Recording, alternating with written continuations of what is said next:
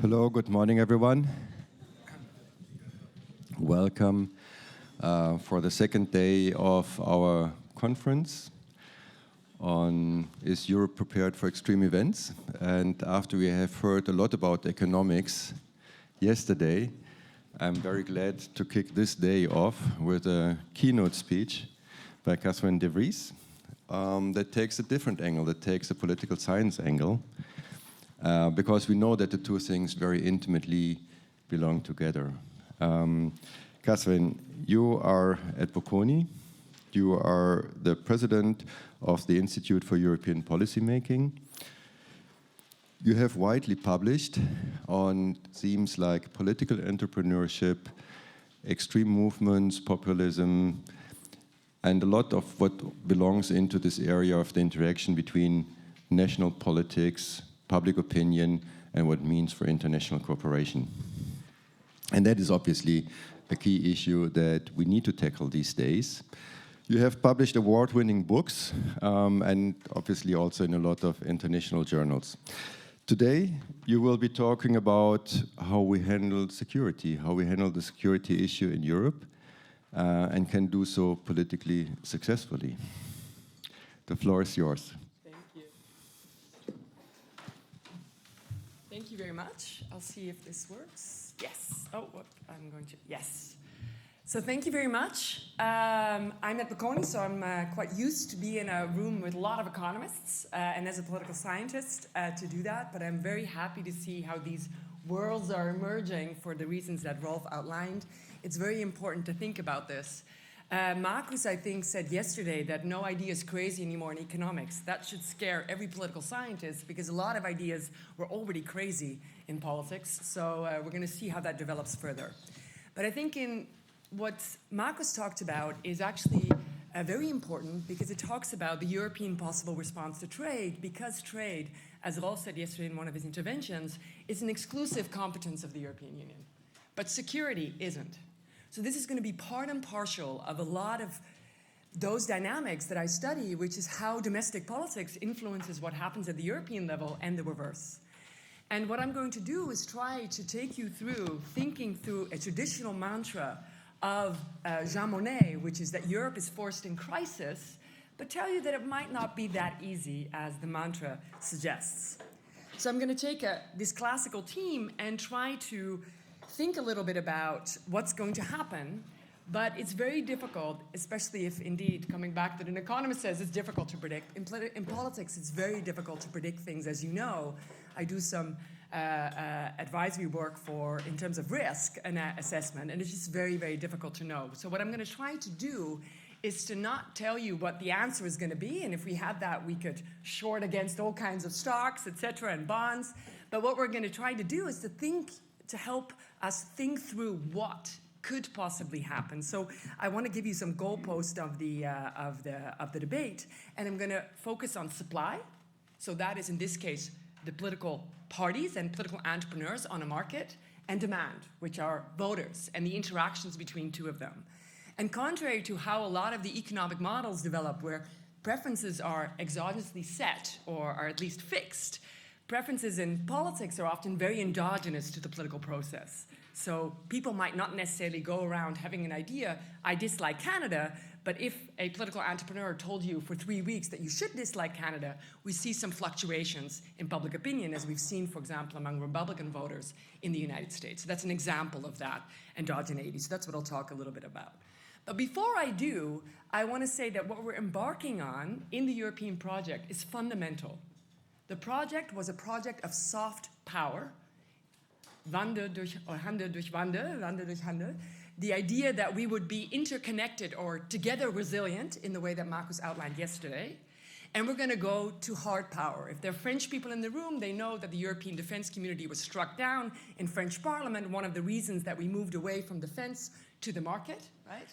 And now defense is coming back. But it's a fundamental change of the inner logic of the European integration process, and that's why I think it's really important to think about the political part of it. And if you wanted to take anything away from my talk, or maybe two things, is that this will always, everything in politics involves trade-offs. And these trade-offs will be politicized. They will be. If they will be successfully politicized is a question, right? That's the thing where it's hard to predict. And the second element is we cannot move the European integration process, even if we all think it would be very efficient to think European in this case, without bringing the population, or at least big parts of the population, with us, because otherwise Europe's security ambitions are just going to be killed in the ballot box. You think about the presidential election in France, you might think about other elections coming on. What you will see in the presentation that I am actually probably more optimistic than I would have been if I would have been standing here in 2012, to be honest, so I'll come back to that. But nonetheless, I want to highlight, I'm not here to give an optimistic story, I want to highlight also possible concerns. So I'm just going to do 3 things, and I'm going to give you some data rather than giving you kind of one paper, just to kind of make you think about it, and it's going to take from different areas of my research.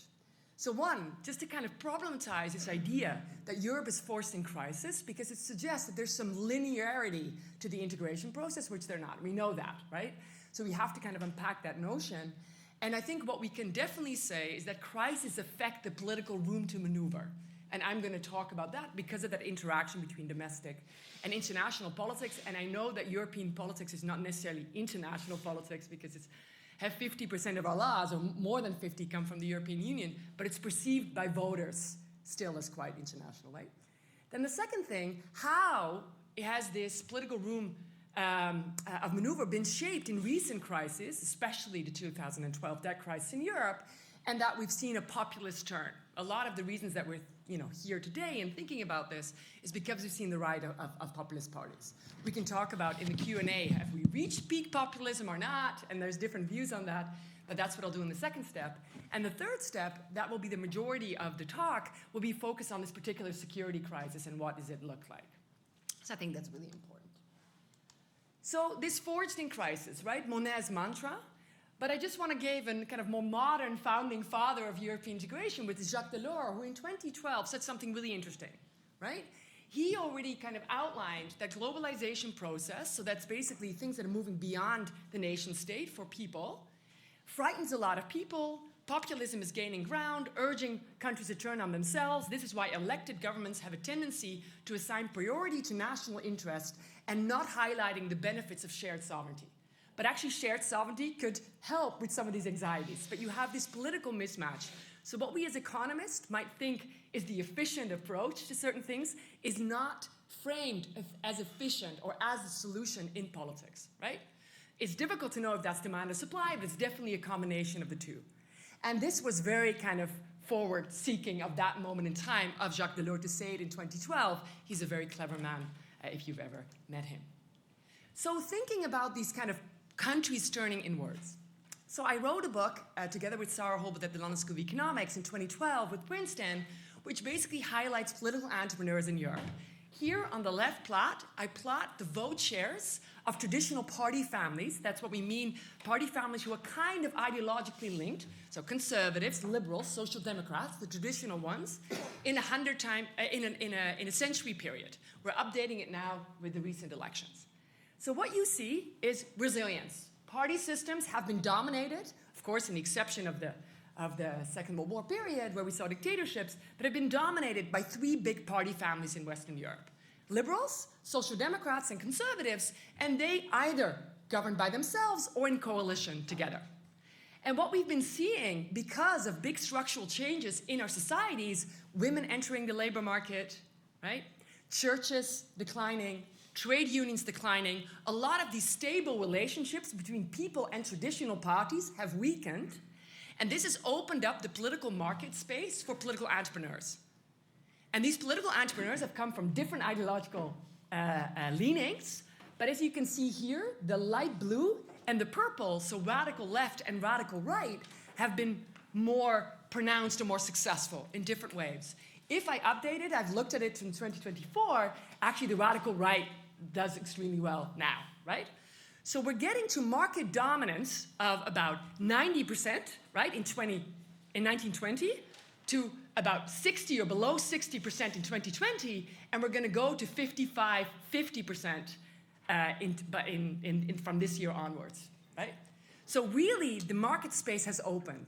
And what you see, there are many more players on that marketplace. So it's much more fragmented than it used to be. And I'm going to come back to that because it makes government much more difficult. So many of these parties, especially on the radical left and radical right, have something in common. They look very different in what they want to kind of do, but they're not necessarily very pro-internationalist on average, right? Especially in comparison to those three-party families. So they're part of this nationalist turn, or at least what they often do is they frame politics in zero-sum games. Yesterday, Marcus called it a transactional approach to international politics. So what they win is my loss. Either it's the banks, either it's immigrants, it's Brussels, whatever is the scapegoat, but there's a clear scapegoat. This reflects also in people's public opinion. The very traditional idea of political scientists, it's a 1920 book by Walter Lippmann, a big professor in the US, who said, well, foreign policy is not interesting for people, right? Definitely, I would agree with that. Most people don't walk around thinking, oh, I should have this idea about Canada, this idea about the European Union. They're just thinking about bread and butter issues, the price of eggs in the United States, the price of maybe milk in Europe, right? But what these entrepreneurs do is they allow people to think through their issues and grievances and link this to certain scapegoats. And what we've seen, this is just some data in a more difficult test, data from the from the ISSP project. It's a big project thinking about international organization, and it asks about a whole set of international organizations that are very distant from people's lives, like the UN or the WTO or the IMF. If they are in the interest of your government, what should a government do if they do something what's not in your interest? And what we've seen is that people are more and more, quote unquote, nationalist in this period. This is the lower bound, probably, because this is very difficult for people to see. If you ask this in the EU in a trade-off set, you actually get about 50-50. So some people say, well, no, we should do cooperative. 50% would say, no, we should go transactional, right? So this is affecting the public, even though they don't wake up thinking about this. But political parties are organizers for people. They organize belief systems that people don't necessarily have, right?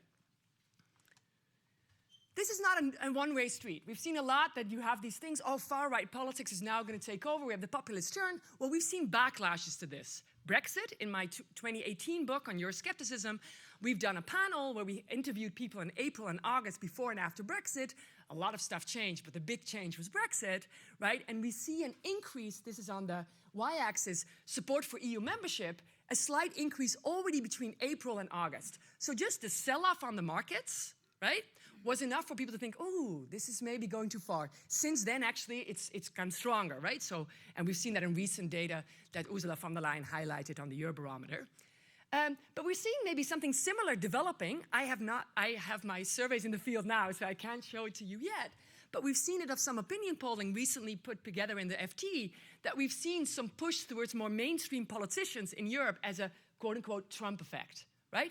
Especially Trudeau. He made an entire transformation, Carney, but we see it even of Macron in Mexico and different countries, Zelensky, right? Becoming more popular among the public because they see an alternative that's worse, right? So when transactionalism plays out, either through Brexit or to Trump, people are also gaining information about, you know, is that actually a good strategy maybe, right?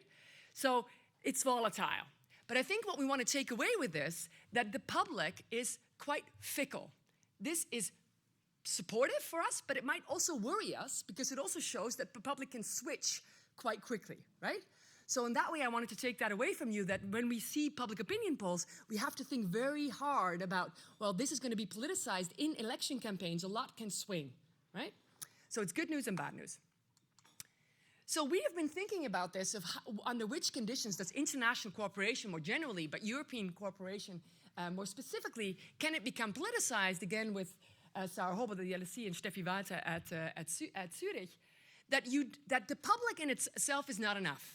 You need to have institutional or you need to have political opportunity structures that allow for possible discontent among the public. That might be smaller or bigger. We don't know that percentages, as we just saw, that it actually becomes, you know, let's say, consequential for international cooperation. If an American president gets elected, that's much more consequential for international cooperation than when a Maltese, sorry if anyone is Maltese prime minister who's more transactional gets elected, right? If there is a referendum on the stakes of membership of a country in the European Union, that's much more important than a membership, oh, should we go in and out, or maybe should we change some trading relationship with the European Union? So it also matters what are the kind of expressions, and what we show in this paper, that the number of, for example, referendas on international cooperation have increased, which can be quite fundamentally important, but especially also elections in the United States, for example, might be important institutional or political opportunity structures. So what you need to have is demand and supply coming together in meaningful ways that can actually affect international cooperation.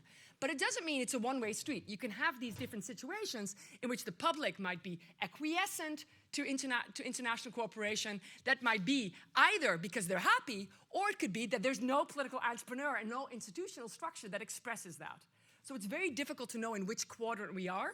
I think in the United States, we can fairly say that we're in the challenging international cooperation stage at the moment, right? But it doesn't mean that we'll be there forever. So that's like how I want you to think about it. So crisis shapes the political room to maneuver because the public gets affected by these crises and respects to it, but it also provides strategic opportunities for political entrepreneurs to come in and shape that debate in a particular way, and we've seen that with Donald Trump.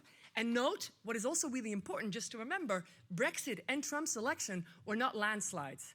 Contrary to what Donald Trump wants you to believe, it was a 1.5% swing, which is totally normal in the US context. But because of his attitudes and his transactionalism, it's much more consequential, right? So, you know, that's interesting to keep in mind. So how has it been to Europe? Now turning more specifically to Europe. So what we know from previous crises, and this is first a paper by some friends of mine who are at the Kiel Wirtschafts Institute, who have looked at, it's an AER paper, who have looked at the effect of financial crisis across Western democracies from, I think it's 1880 to about 2015. And what they show that especially financial crises, right, so which really hit the pocketbook of individuals, switch people or lead to about a 30% swing towards the far right. It leads also to a slight increase to the far left, but even more to the far right. So yesterday we talked about in the dinner speech, right, about that central banks might not be able to survive another financial crisis. Politics might not be able to survive another financial crisis, right? If we think about where far right parties are now, and they would get a swing on top of it, right? It maybe not 30% because they start at a different intercept, but like it's important to keep in mind. And why is this? This is because this is some work that I've done with Kevin Arsenault at Sciences Po. We have a set of batteries. We do it in focus groups. We do it in surveys where we ask people, what is important for you when you think about democracy? Note, you also get Russians saying that they care about democracy, right? Of course, because the idea of democracy is popular across the world. But it's not just the institutions. It's not just the intrinsic value of democracy, having checks and balances, having certain institutions, having the army not rule, right? But people also care about the instrumental value of democracy. So you cannot eat democracy, right? You cannot eat rights. You also have to be able to basically live well under democracy. And the problem actually for a lot of people is that, and a recent annual review paper in political science shows this, democracy have not necessarily in latest years been outperforming electoral illiberal regimes or electoral dictatorships. Think about a country like Singapore, right? You hear it a lot when you saw in focus groups, oh, but look at Singapore, right? Well, it's not a full-fledged, on the intrinsic side, right? On the right side, it's not an intrinsic democracy. So what I think has been very difficult, or what's made democracies very vulnerable, is because we have not been providing as much growth, right? As much maybe public services for people, so things that people see in their day-to-day lives. And that makes democracies vulnerable, because people care as much about the intrinsic, as you see here, right? So we're all in that upper quadrant. So caring about the intrinsic value, caring about the instrumental value, everyone is on the top. They care about both, right? So if the instrumental value is not high, people might question democracy in and of itself because it's not performing, right? So how does that then happen? Well, it happens to that supply side of political entrepreneurs. I showed you some of that graphs of who those political entrepreneurs are. What do? Is they mobilize issues, wedge issues, where they often mobilize it in a way that there is a group that is winning from this and a group that's losing from this, and who is losing is the people, right? Or are, and we've done a lot of LLM models, they are very good at making issues be zero-sum, right? And the idea that if you have more immigrants, it means that I'm not getting certain services because we have to pay for hospitals. Seeing Giovanni sitting here, Salvini in Italy is a primary example of that type of rhetoric. I cannot pay for your hospitals, or you have hospital waiting lists because I have to pay for the care of immigrants in my country. So it's very zero-sum. That's an example. Right? That's what they do. But also what they do is they try to not only mobilize certain issues that are difficult for mainstream parties to capture, because those are not the traditional social democratic, conservative, and liberal issues, immigration, environment, and the EU, but they also are increasingly anti-establishment, so saying that those real attacks on mainstream parties not being able to deliver on these issues. So this is, for example, where we go through manifestos, capture this rhetoric that is anti-establishment, anti-system, or anti-elite. And what you see is that they're disproportionately higher in engaging that kind of rhetoric to people, right? So they're providing at least a possibility, if people would, if this would resonate in the public, to actually, move democracy in sides where we could be a bit more worried about how they approach that. So then of some of the work that I've done, and I'm not going to go through that in depth, I think it's not just a question of growth. Right? It's not just a question of growth, because you see it in the US, in a high-growing environment, you see people moving to these parties, right? So what actually, in my own work in a European Research Council grant, and also now increasing other work, and I'll just give you that what you show on the other side, what we've looked at is people's direct interactions with the state, right? So what we've looked at is the extent to which people are happy about the public service delivery. So there's an implicit, Besley has reminded us of that, there's an implicit social contracts in democracies. I pay taxes, and for that I get something in return. So people are increasingly worried about the return side there. So this is where we use GP closures in the UK as an identification strategy. It's either because a GP dies or a GP is retiring. And this leads to the patients, the NHS is not opening new GP surgeries. So what it's doing is reallocating those patients to different surgeries. Those are GP practices. So that means that there's a shock to the waiting list of that GP practice. There's just 30% more patients or 10% more patients. And then what we do is we link this to administrative data of the patients who are in those surgeries and ask them about how happy they are about the delivery. So here we see first people saying that it's good, second people saying that it's very poor. So you see increases, of course, because it takes longer to get an appointment in the surgery. And then what we do later on is we attach this to vote intentions for radical right parties. Those are Reform in Britain right now, or any predecessor of Reform. So Nigel Farage's political project, let's say. And we see an uptake of about 2% for Reform in areas that were affected by the GP closures. I have done a lot of work in Italy showing exactly the same thing, using reforms that have a population threshold that allow us to do RDDs, and then we see the exact same effect.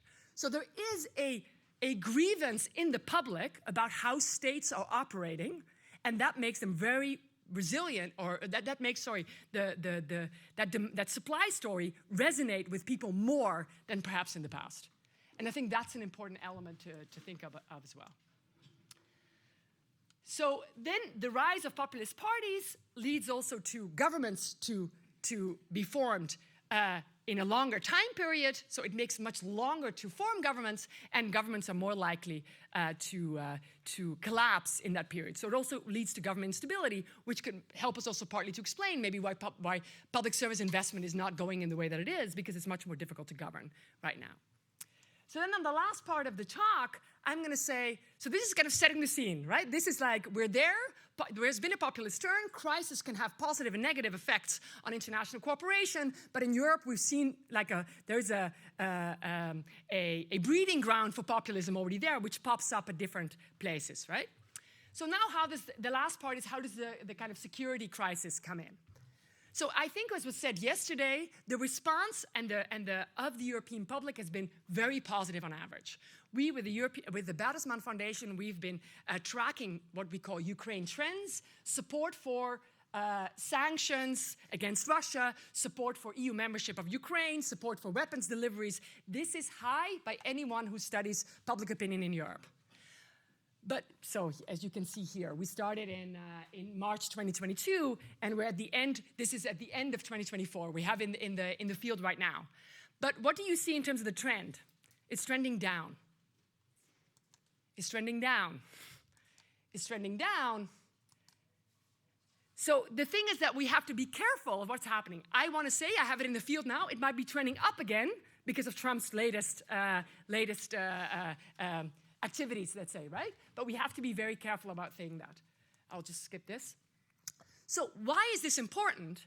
Because what happens over time is that the trade-offs of security versus other things become clear. As I said, politics always involves trade-offs. So when you ask people in a slightly different way the same question, do you want the EU to become energy dependent? Do you want to deliver weapons to Ukraine if this would also increase price of X? Or if this would have this kind of economic consequence, support drops dramatically.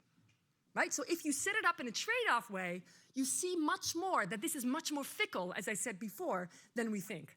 That's why I'm a bit worried when von der Leyen says these big numbers, and I'm like, well, we have to be very careful about how those questions are asked, and it doesn't mean that this is now a huge turn in the public, because this can also turn again very quickly, as we've seen in previous periods. So public support for European security, despite the resilience that we've seen, could have economic costs, right? Because you can spend your euro only once, and it then could undermine the ability, in the way that Delors was thinking about it, the kind of project. Of course, this concern is mounting now because of the pivot of the US, because we have to spend way more than expected, probably, on European security and armament. So as a result, because of security, this economic link, and this breeding ground already of populism that's there before, we have to be very careful when we look at public opinion. So first is, how do we think about this security crisis? So the Kiel Institute has done this famous graph. It's taken from The Economist. So basically, trade support for Ukraine is a function of distance to Moscow. Right? So the closer you are to Moscow, the more you see this as a real threat, and Putin is a real threat. So therefore, you're willing also as a government to provide more aid. So here I plot you the same thing using Eurobarometer data, asking people about the concern they have about the Russia threat. This is also a function of distance to Moscow, right? Maybe less steep because it's public opinion, it's less neat, but we see this as the seeing Putin as the kind of, you know, the real threat perception decreases the further away from Moscow you come. I don't see if you follow German news. Yesterday, one of the opposition politicians was also saying that Germans might not fully understand the threat of Russia, right? I don't think you should say that to a Lithuanian or an Estonian. That's kind of the point, right?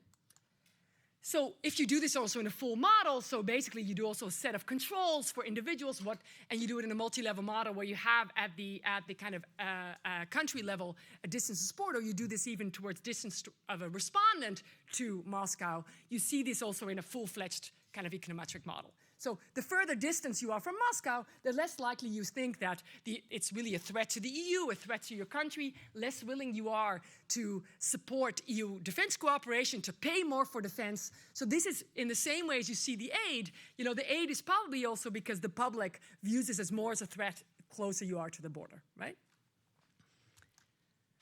So, but also what is important, and we saw that in the collapse of the German coalition government, for those that have been following it clearly, the standoff between Lindner, the finance minister, and Scholz, the chancellor, was really about how we're going to finance this, right? Is this going to be financed by cutting some welfare or cutting some social benefits, or are we going to do this and not, by some form of borrowing in order that we don't have to make the choice between warfare and welfare, let's say, right? So, and if that already affects politicians, then we should also try to see how this affects individuals. So studying this is challenging, right? Because Europeans who worry about the economic situations that are less likely to kind of, you know, as we saw, might be less likely to support selling weapons to Ukraine or help Ukraine, could be simply a correlation. We don't know where that causality would go. And it could also go in the opposite direction. Those that oppose Ukraine involvement might also be more worried about economic problems, right? So we want to get some traction on this. So what we do in a paper with Eric Futin, who's at Georgetown, and Kerem Kavakli, who's at Bocconi as well, is we use an instrumental variable approach. So we study the effect of economic hardship on support for Ukraine or support for European defense cooperation. And what we do is we have an instrument, and we do more instruments. I can talk about it, but I'll just present you one, where we have local temperature variations and then the changes in the energy prices. So the idea being that if it's colder, you have to rely on that energy price more, so your bills go up, right? So that's what we're trying to do here. In the first stage, I can show that, but in the first stage, this is a way to effectively kind of measure the salience of economic hardship for a household. So we're going to use that instrument to predict Ukraine and European defense support, right? So that's the setup. So first, I show you the correlational results. Just asking people about economic hardship in their household, are they able to pay their bills? And then, but that's self-reported, right? And then basically ask them about, do you support sanctions on Russia, support military aid for Ukraine, support financial aid for Ukraine, support humanitarian aid for Ukraine, receiving Ukrainian refugees, and agrees with reducing oil and gas imports that are good for security. So we ask a couple of things. And what we see is that, indeed, economic hardship in the correlational analysis weakens this level of support, right? These are negative coefficients. And then what we do in the IV is try to do the same thing, but now having a better causal handle on this. And what's interesting, the three questions that we have about humanitarian aid are not affected. So I do think Europeans know that there's a real humanitarian crisis, and they've been very open to accepting Ukrainian refugees as much as people in their own homes. But when you ask them about things that in people's head trigger things like money, right, aid, this weakens with economic hardship, right? So if you are experiencing more the effects on your household bill of that dislocating the energy markets, in this case specifically the gas market, from Russia, this makes you less likely to support sanctions, military aid, and financial aid to Ukraine, right? So knowing that we might be heading into recession with the tariffs and so on, they might not be even linked to Ukraine, right? But you see a potential for populist parties that often frame things in zero-sum transactional to mobilize this support. I'm not saying this is, there's possible roads to Rome. It could go in a different way. But it's very important to see that this was already happening in a time where the majority of political parties were pro-Ukraine. Now we're seeing slight shifts, right? So we have to be careful about how this looks like. We also could do, this is not in a causal setup, but what we can also do is ask people, how do you view your household situation, and then interact that with distance, right? We see that distance affects, makes people, the closer you are to Moscow, the more willing you are to provide aid, the further away you are, the less likely you are. And then we see that economic concerns or household cost concerns matter. So when I ask people, in your household, are you in a good or bad financial situation, interact this with households, what is interesting, that the line for bad economic situation is almost flat. They are less willing to support Ukraine across the board. Doesn't matter if they're in Lithuania, matters very little if they're in Lithuania or if they're in Spain. What seems to matter is those who are in a good financial situation in Lithuania are willing to do more. But those who are in a good economic situation in Spain are not willing to do more, right? So this shows that because of the narratives that we've seen, I can't show that causally, but the narratives that we've analyzed in Lithuania and Estonia and Poland have been very strong of the prime ministers and the leaders to say, this is a serious security threat for us. This has resonated at least among the more wealthy people in that electorate, right? So therefore, what I think is really crucial, that if we move forward in security in a time where probably economically we're not going to grow, there needs to be a narrative of political leaders as to why we're doing this. So I said jokingly yesterday that we might need a European Carney, right? Mark Carney has really explicitly said there are going to be sacrifices, but we're going to tough this through, right? So I think it will be very important to watch that. And this is like the last slide, concluding remarks, and I look forward to your questions. European attitudes on security and foreign policy over time display important differences across countries based on how much they see the threat, which I kind of approximate by distance to Moscow, and across individuals based on the hardship that they have experienced because of some of the policy responses to the invasion in Ukraine, in this case, decoupling us from that gas market in Russia. So security and economic concerns are really important, but they kind of work in the same way as we think other attitudes work. If people are materially affected by it, those things don't become particularly popular to people, right? So we have to think that through. So if public support wanes, and I wouldn't be a big caveat given that what we've seen coming from the White House might up some of those policy responses, public opinion responses more recently, but we have to be really importantly think about it. It shouldn't jeopardize our effort to maintain Europe's security. And in efforts to increase the security cooperation, I think it's really important for political leaders to not only kind of fudge the deal, which we often do in Brussels, or in Brussels and in capitals, but explicitly take a stand and tell people why this is important.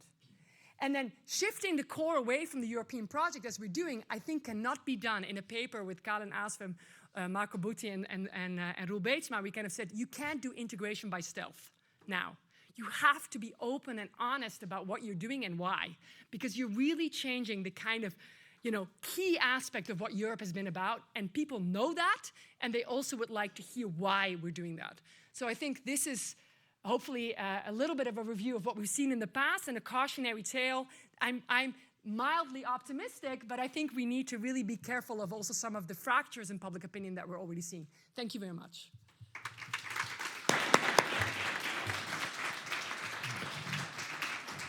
Thank you very much. Quite a tour de force through the public opinion development and the issues involved for security, but more broadly how we do policies and how we gain support, can gain support for policies in Europe. I will immediately open the floor for questions. I see over there, Pierre, and then Sean. So first over there, can you please bring the mic?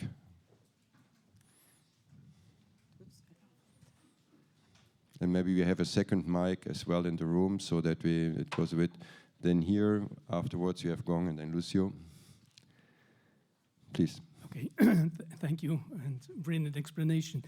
I do not dispute at all the fundamental factors that you mentioned. I was wondering about one element that you did not speak at all about, which is the role of social media.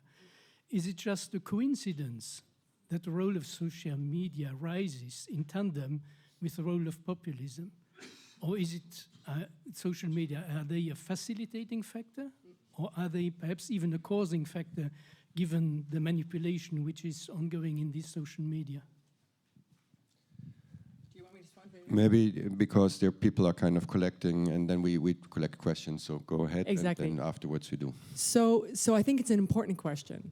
It's a very difficult question to study, right? So I will give you two elements where I think it is important. So the most convincing evidence that I've seen is a QJE paper by Sergei Guriev and others, where basically they look at the rollout of 3G, 4G, 5G, where you can get it really on your phone and social media is really there. And what they show is in that paper that what it doesn't necessarily lead to increases in populist parties necessarily, but it increases in people's distrust of government. And I think that is a part. So what you see is you get an information overload where a lot of information that we used to get from government was kind of controlled by government leaders. And now you see a lot of dumping of corruption files. If you think about, investigative journalists, you think a lot about. So the increase of negative news that people are getting about government has increased.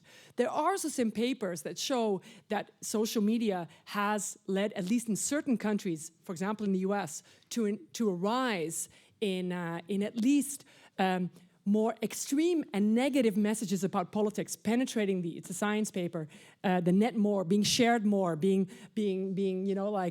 read more. But it's quite difficult to know if the rise of far-right parties is 100% linked to social media. I'm looking at Jacob, who's Danish. You had a rise in far-right parties in Denmark way before that happened, right? So I think it plays a role, but I'm not so sure it's the cause of why this is happening. I think there's legitimate grievances that people have about government that are then being really amplified through social media and to far-right parties. I hope that answers your question. Okay, Jon, and then afterwards you take the other two together. I mean, an excellent talk. I learned quite a lot by what you said, and it will influence my subsequent talk a bit later today. But I was struck by something you said, your discussion on populism, and I'm just wondering if I could ask you to take your analysis one step forward, which is that one could argue that the rise of populism is because the failure of the center to address legitimate concerns by people, and therefore the center should reorient the policies. Or one could alternatively say that the rise of populism is because of unreasonable whipping up of people by extremists, and therefore it becomes more of a PR or communication narrative. So which of the two do you fall in your analysis? Yeah. Can I do a cop-out and saying that I think both are very important? But I think so. In the Political Entrepreneurs book, Sarah Holbert and I say that the rise of populism is part of their skill of mobilizing and harnessing this discontent, as you say, but it's equally a failure of centers parties not understanding that that is happening in the demand, on the demand side, and articulating that. But what is, I think, just to defend centrist parties a little bit, is it's very difficult to mobilize something like immigration, European integration, the environment, or anti-net zero, when your parties were not developed on those themes. So why did you get activists in the CDU in Germany or in the Conservative Party in Britain? Maybe Britain is the exception because Europe played a big role in British politics. But it was not because of that. It was about we want to have state enterprise. We want to have free enterprise. We want to have less state intervention in the economy. So the parties were not built for these issues. In the same way that if you have, and we take an analogy of the market in our book and say, Nokia was not built for the smartphone. So it's very difficult to kind of then update. But you're exactly right. Centrist parties need to learn from some of this kind of populist rise element. But I think there's a bigger set going on, and I don't know what I think about that yet. But in my work on how public service delivery, failure of public service delivery, or deteriorating quality of public services is a big factor in why people are legitimately concerned about government, about we get in the focus groups, why am I paying taxes, right? Why am I paying taxes when I get nothing for it in return, or when it takes ages for my kid to be in the emergency room, right? That is also something we need to think about. By the way, when you talk to professionals in healthcare centers, it's not a question of money only, right? It's a question of the administrative burdens that we have put on public services to show that they're efficient, right? To show that so we have to really think, I think, a reconceptualization of the state. So I know I might be controversial, but why Doge was popular among certain people is because certain people in the US thought that the government wasn't working. I mean, the US overall doesn't have a real, positive. Europeans are much more positive about the state. But I think a European Doge, sorry that I say it, would actually be not so unpopular amongst part of the population, not getting rid of government, but reorganizing it in a way that's less administratively burdensome. And I think that mainstream parties have also just dropped the ball on that because partly they don't know really how to fix it, but then there needs to be a story. So I think my bottom line for the center parties, and I said it this morning to some of you in private, you can't win elections by saying I'm not like them. You have to have a political project of yourself. And that is, for me, sometimes not easy to see on the center what the political project is. How are you then going to deal with grievances around immigration? How are you going to deal with grievances among public services, right? And I think that is a real testament. I'm not a politician, but a real testament for politicians that they have to kind of come up with a story there. Thank you. So we have two more questions. We take that in one swoop. Gong. Thank you very much for this presentation. Actually, following your remarks, my question, relates to this age group effect. You talk about Dodge, for instance. There is a group of young people behind it. Yeah. And so how the youth in Europe thinks about all these questions you talk about, right? I mean, economic concerns, this dilemma between domestic economic interest versus more international topics like support to Ukraine, democracy. So I think this is really a complex issue, but I'm really interested in your view because ultimately how the youth perceive all these issues matter. Also to echo, this reminds me of what Marcus talked about yesterday about these choke points, substitutability, right? There's always a subjective part of it, how the youth perceives what is necessity goods versus more strategic goods. Thank you. Thank you. Thank you. May you bring the mic over to Lucio? Thank you very much. I appreciated your emphasis on trade-off, which runs counter a mantra in Brussels, which is win-win. There are no trade-offs. We do this and we do that, and everybody will be better off. By contrast, I have to say, I have some instinctive skepticism about the emphasis on another buzzword that you use, namely narrative. In other words, I would like you to elaborate. There may be objective limits to the ability of politicians to convince the Spanish that Russia is a threat and one should spend more. Yeah. So whether you could elaborate on that. Yeah, so I think it's a great point. So the way I see a narrative, I mean, I take it a bit more from the kind of Schiller conceptualization, but if you think about a narrative, that narrative can also be that, right? Like there's just objective limits to government.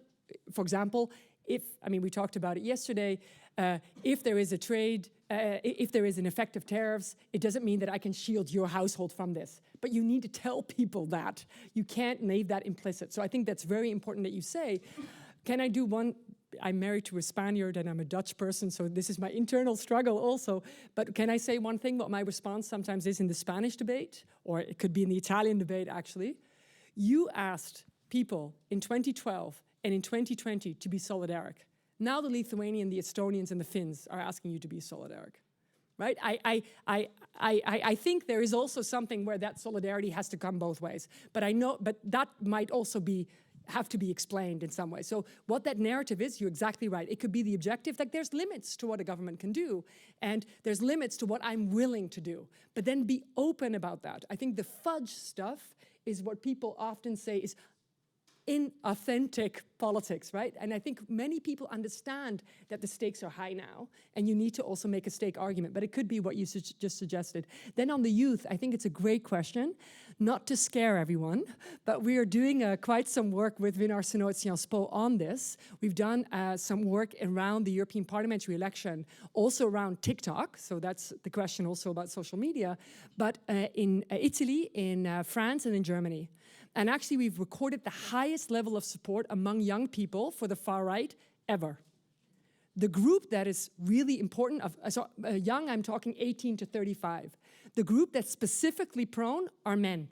So it looks very similar to the United States in that way. And I think that is something that we need to, because it was always this idea, there was a big kind of concept, and I'll close on that, from Ron Engelhardt, who was a top political scientist at Michigan, that we had a silent revolution where we post-Maslow, we have certain material needs and we go to more post-materialism, and young people care about environment, they care about, but actually what we see is that the lack of houses, right? Inflation is hitting a lot of young people, and they're like, wow, but I'm not getting my fair share here. And they actually, these especially among young, lower educated men, the far-right messages really resonate. But there's a huge gender gap there. And the gender gap is highest between highly educated women, who are your very progressive voters, and lower educated men. But that looks very similar to what we saw in the United States in the last election in 2024. Catherine, thank you very much. I think Jon was right in saying we all learned a lot. I learned a lot. So the political marketplace has changed. We will not get rid of extreme parties in Europe. We have no hope for that. But we also have learned that there is quite a significant amount of swing voters, public opinion swings. And the task is to convince people. I mean, Jean-Claude Juncker once famously said, we know how to do reforms, but we don't know how to win elections afterwards. So we want Mark Carney to prove him wrong. But for Mark Carney to do that, he needs a credible narrative. And then that is what eventually can hopefully win the day. And I must say, I very much believe in what you said, is it's also the role of politicians to sometimes lengthen the time horizon of how people look at it. Thank you very much. A great presentation, great discussion. Thank you for the questions. Now, I would like to ask the panel come up, and we'll talk about geopolitics and extreme geopolitical risks.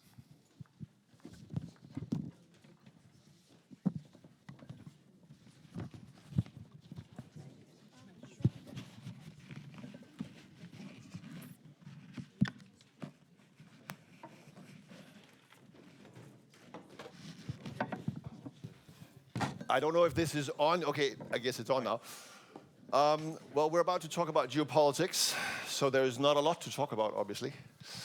An hour and a half. I should say, as the moderator of this panel, I would like to make a preemptive excuse, because it's not because of the subject that this is a manual, as you can see. It is not because of the attempts of the moderator to put together a gender balanced one, but we actually had one until a week ago, when events in one of the confirmed participants' family meant that she could not participate, and then ongoing events in Berlin caused the other one to fall out. So it wasn't for lack of trying, I should say. But obviously, yes, geopolitical risk. And the fragmentation. Are we ready in Europe for the fragmentation of the global order? Or perhaps using the power of the day, are we ready to be liberated? Liberation Day from the global order as we have known it. Or maybe we should think about Liberation Day in the sort of, Buddhist way of being liberated from all your earthly possessions, or at least your, whatever stock you might have in, whatever stock stuff you might own. But we have my problems putting the panel together, notwithstanding an excellent panel to talk about these issues. Immediately, we will start with Professor Harold James, who is a professor of history and international affairs at the University of Princeton, who, apart from being arguably the world's leading historian on the history of the euro and European economic integration, you also write horror stories. The history of Deutsche Bank, among other things. You have been well preceded to Trump era. You've written about family capitalism, which is certainly a way to understand what we go through right now. And then you are, and I was quite surprised to discover that, you're probably the most bipartisan writer in German economic history, having received both the Helmut Schmidt and Ludwig Erhard Prize for writing in German economic history. We have Ignacio Garcia Balcero, who is probably, I think it's fair to say, Europe's historically most accomplished, or at least one of them, international trade negotiator. He's has a very long, distinguished career at the European Commission, going all the way back to the good old days of globalization, Uruguay round, the founding of the WTO. Noticeable victories, chief negotiator of the EU-Korea FTA.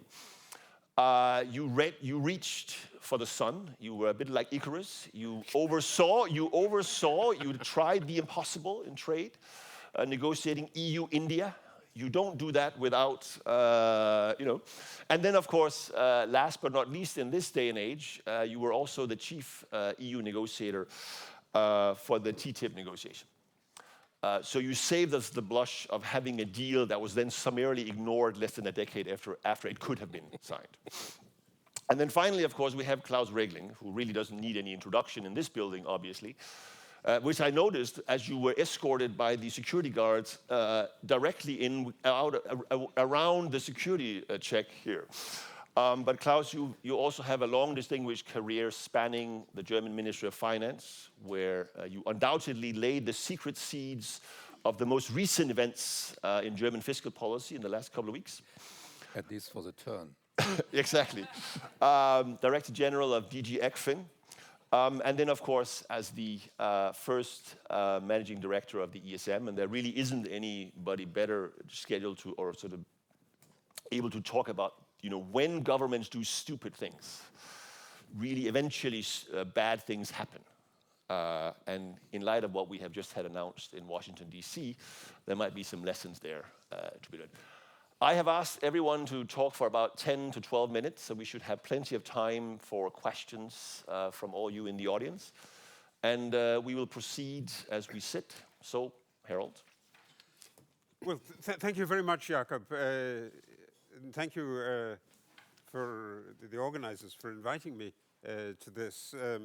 Is Europe prepared for extreme events? I have to say the timing of this conference is just perfect, or very imperfect, depending which way you look at it, in the sense that this follows immediately the most dramatic trade development of the 20th century, with perhaps the exception of the Smoot-Hawley tariff in 1929, 1930. And the Smoot-Hawley tariff is famously at least a part, it's not the single cause of the world depression, but it's a cause, a part of the nexus that drove the world into an economic, then a political, and in the end a moral collapse in the interwar period.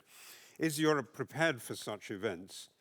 Well, in a sense, I think there is a preparation that is deep in Europe's DNA, and it might be good to recall that preparation in the sense that, is the United States a good friend, to talk in Marcus's terminology?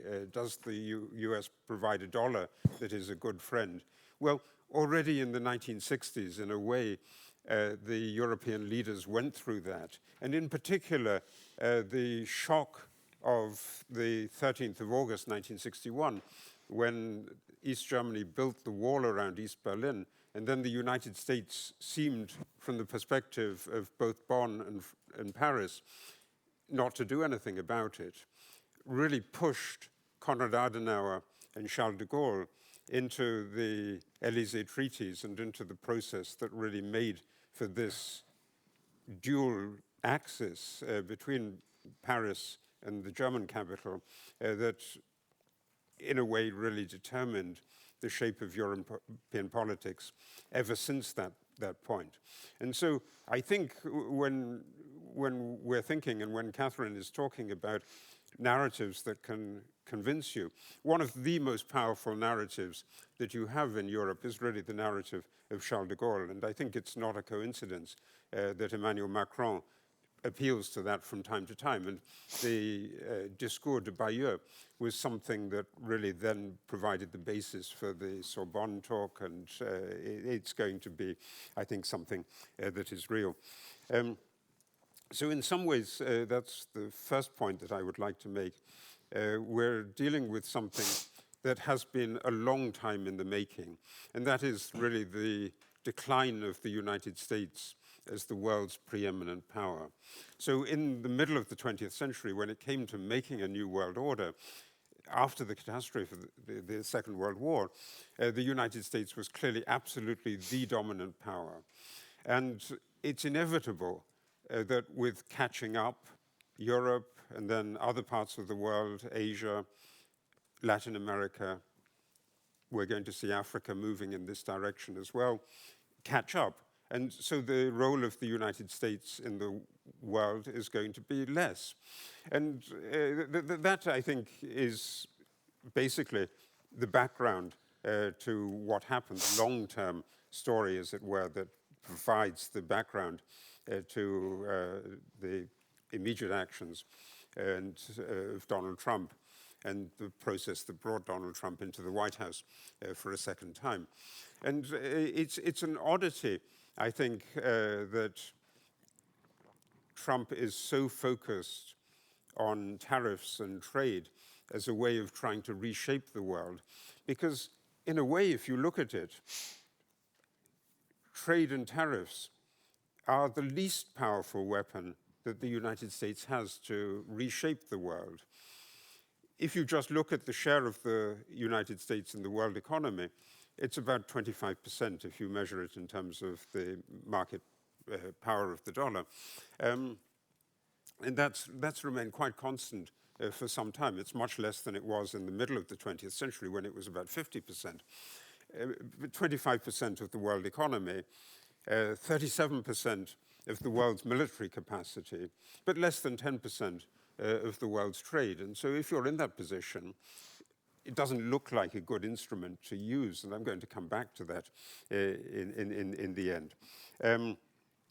So other countries are inevitably going to catch up. And I remember one of the favorite prophecies that somebody made, an economist made, was Robert Mundel's prediction at the end of the 1960s that he gave a speech in Geneva just in the moments when the Bretton Woods system was collapsing. And he said he believed that the Soviet Union would disintegrate, that Europe would get a single currency, and that the US dollar would remain the preeminent currency of the world for his lifetime.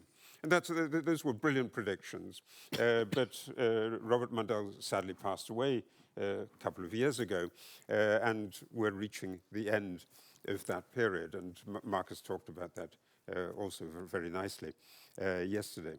So the consequence of that long story of American decline is what replaces it, a kind of multilateralism maybe, but what sort of multilateralism? And there's a lot of discussion about whether the world is splitting up into blocks.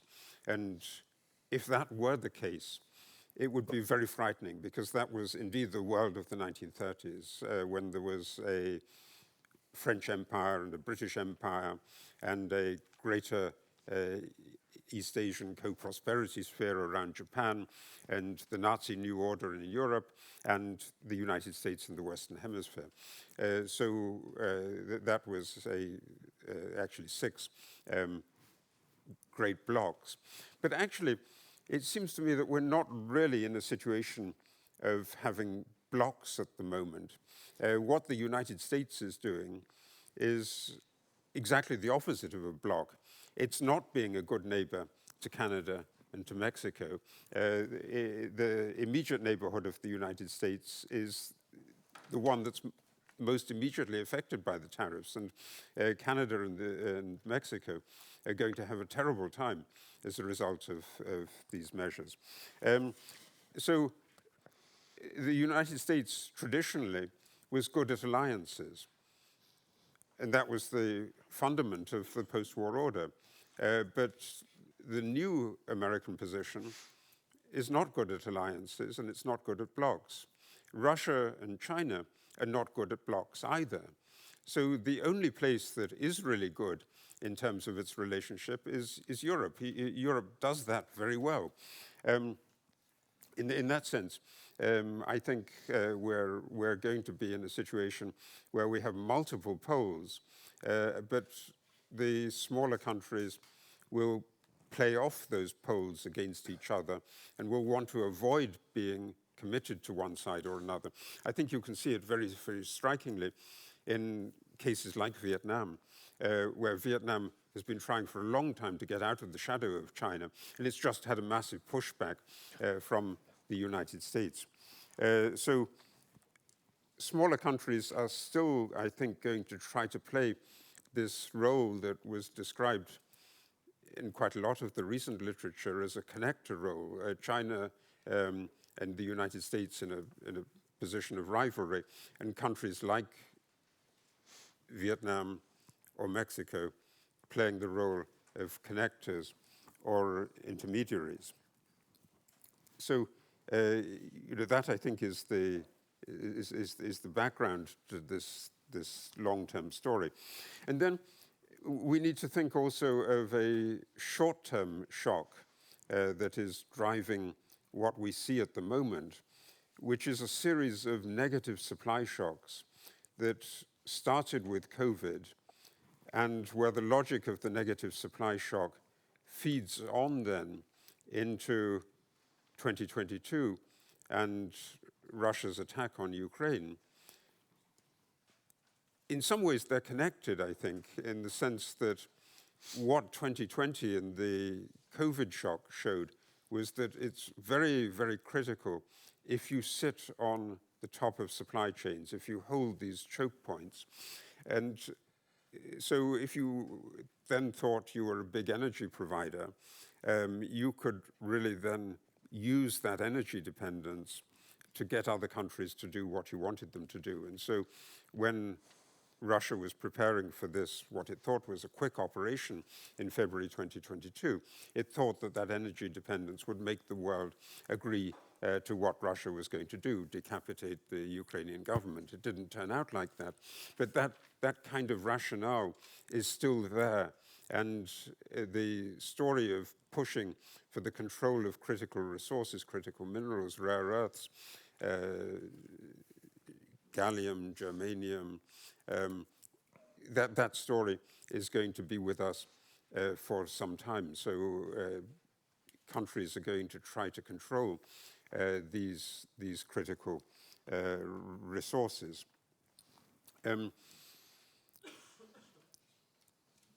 So one, a long-term trend of the decline of the United States, and the second, a short-term emphasis on supply chains and on the negative shocks that can affect supplies.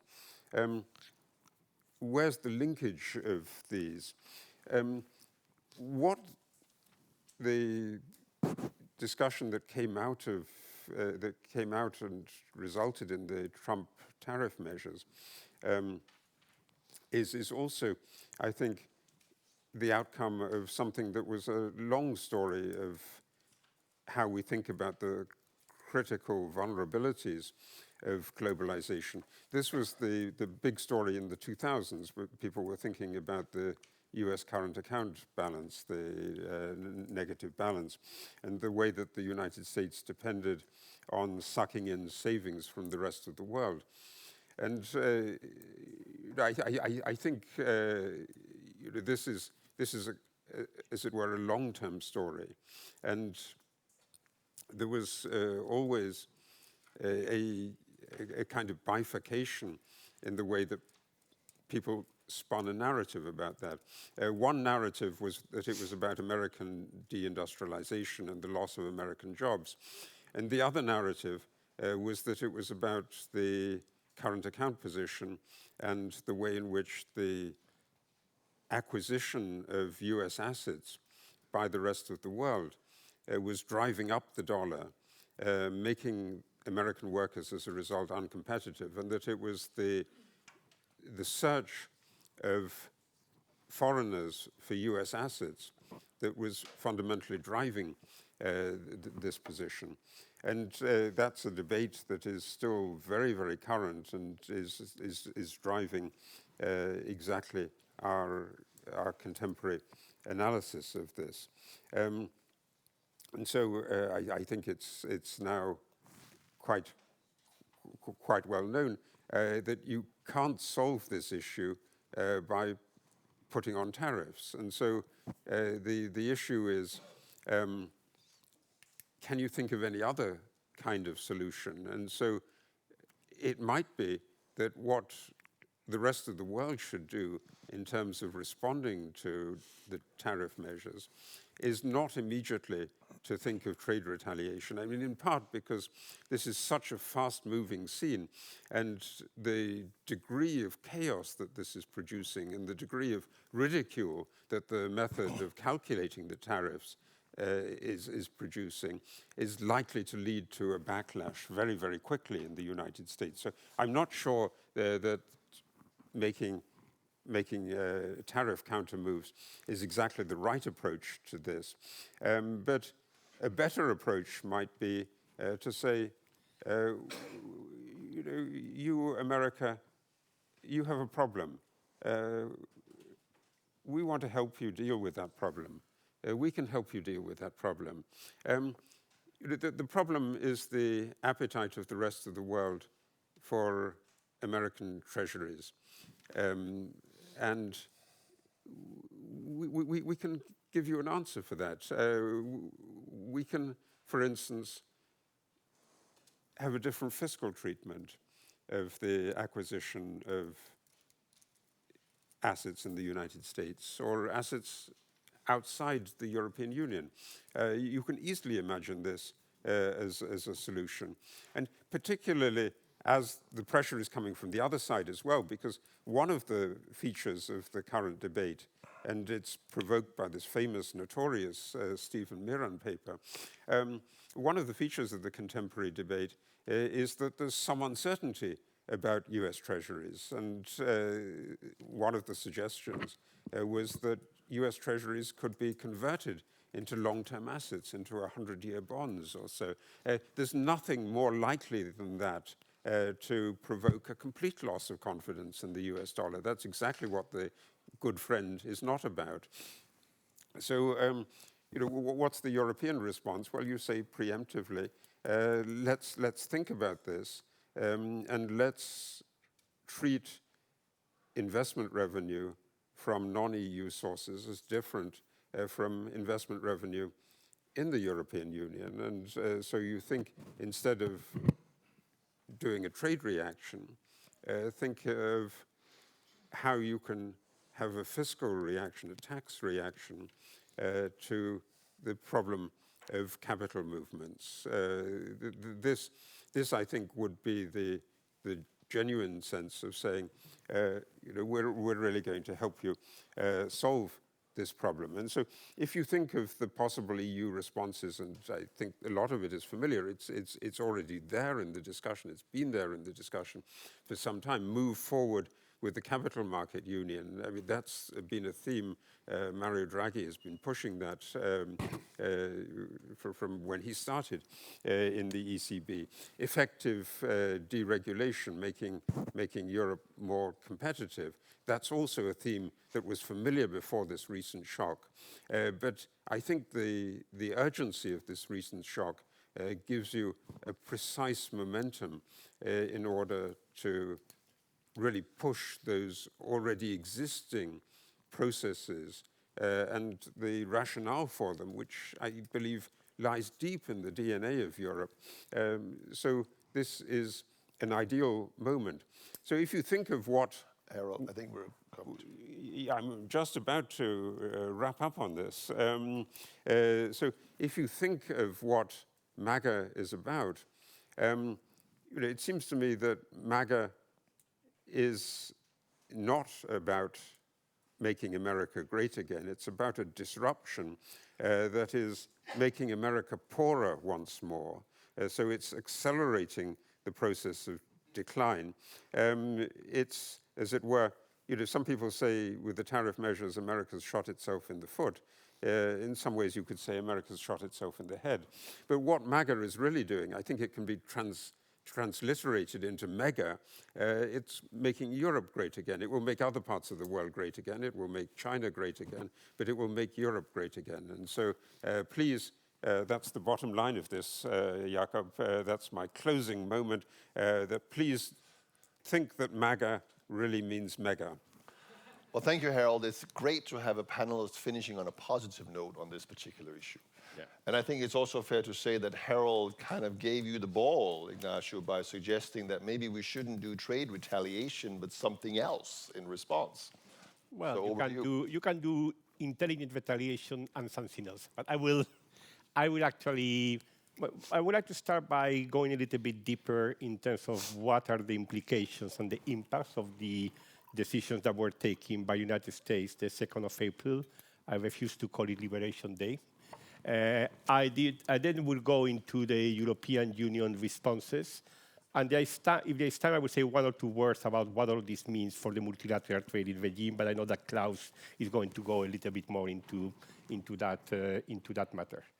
Now, the first point which I would like to make is that I think that what the United States did the 2nd of April, I mean, it needs to be verified, but it's likely to be the largest tax increase in modern US history. It is bigger than the Smoot-Hawley. If you actually look into what was the level of tariff in the United States in 1929, compare with the Smoot-Hawley, and what was the level of tariffs of the United States at this point in time, compare what it is after the 2nd of April, we are talking about a huge tariff increase. According to some calculations, the average tariff in the United States now is around 28%, which is higher than the Smoot-Hawley. The Smoot-Hawley was around 20%. So this is huge in terms of economic terms. And of course, it's happening at a time when the world economy was more integrated than it was in the 30s. The second point, I think, has already been alluded to, but the whole new policy is based on an economic absurdity. I mean, these reciprocal tariffs have nothing to do with reciprocity, have basically to do with whenever a country has, whenever the United States has a trade deficit in goods with a country, that must be due to unfair trading practice. There's nothing else which impacts on the deficit. It's because of unfair trading practices. Let's calculate a tariff that would eliminate the deficit, and that is the reciprocal tariff that we would apply to that particular country. You apply a very simple formula. In the numerator, you actually had the deficit that country A has, the deficit the United States has with country A. In the denominator, you actually have total exports of country A. That gives you a number. That number is the tariff. And because the United States is generous, that number is cut down by 2. And that way, you actually come to tariffs which have no connection whatsoever with reality. It's really a magic formula, which quite frankly, however, gives results which are probably quite interesting from the objectives that the Trump administration wants to follow. Because if you actually look where different countries fall under that category, in the case of China, I think we are very close to total decoupling with China. I mean, the reciprocal tariff is 34%, and it comes on top on all the previous tariffs that have been introduced vis-à-vis China, which means that the minimum tariff applicable to China is around 54%. And that is the minimum tariff. If you actually go into other products, you can go into more than 100%. So this is a tariff policy that implies close to full decoupling from the Chinese economy. Then which are the other countries which are subject to very, very, very high tariffs? The famous Chinese connectors.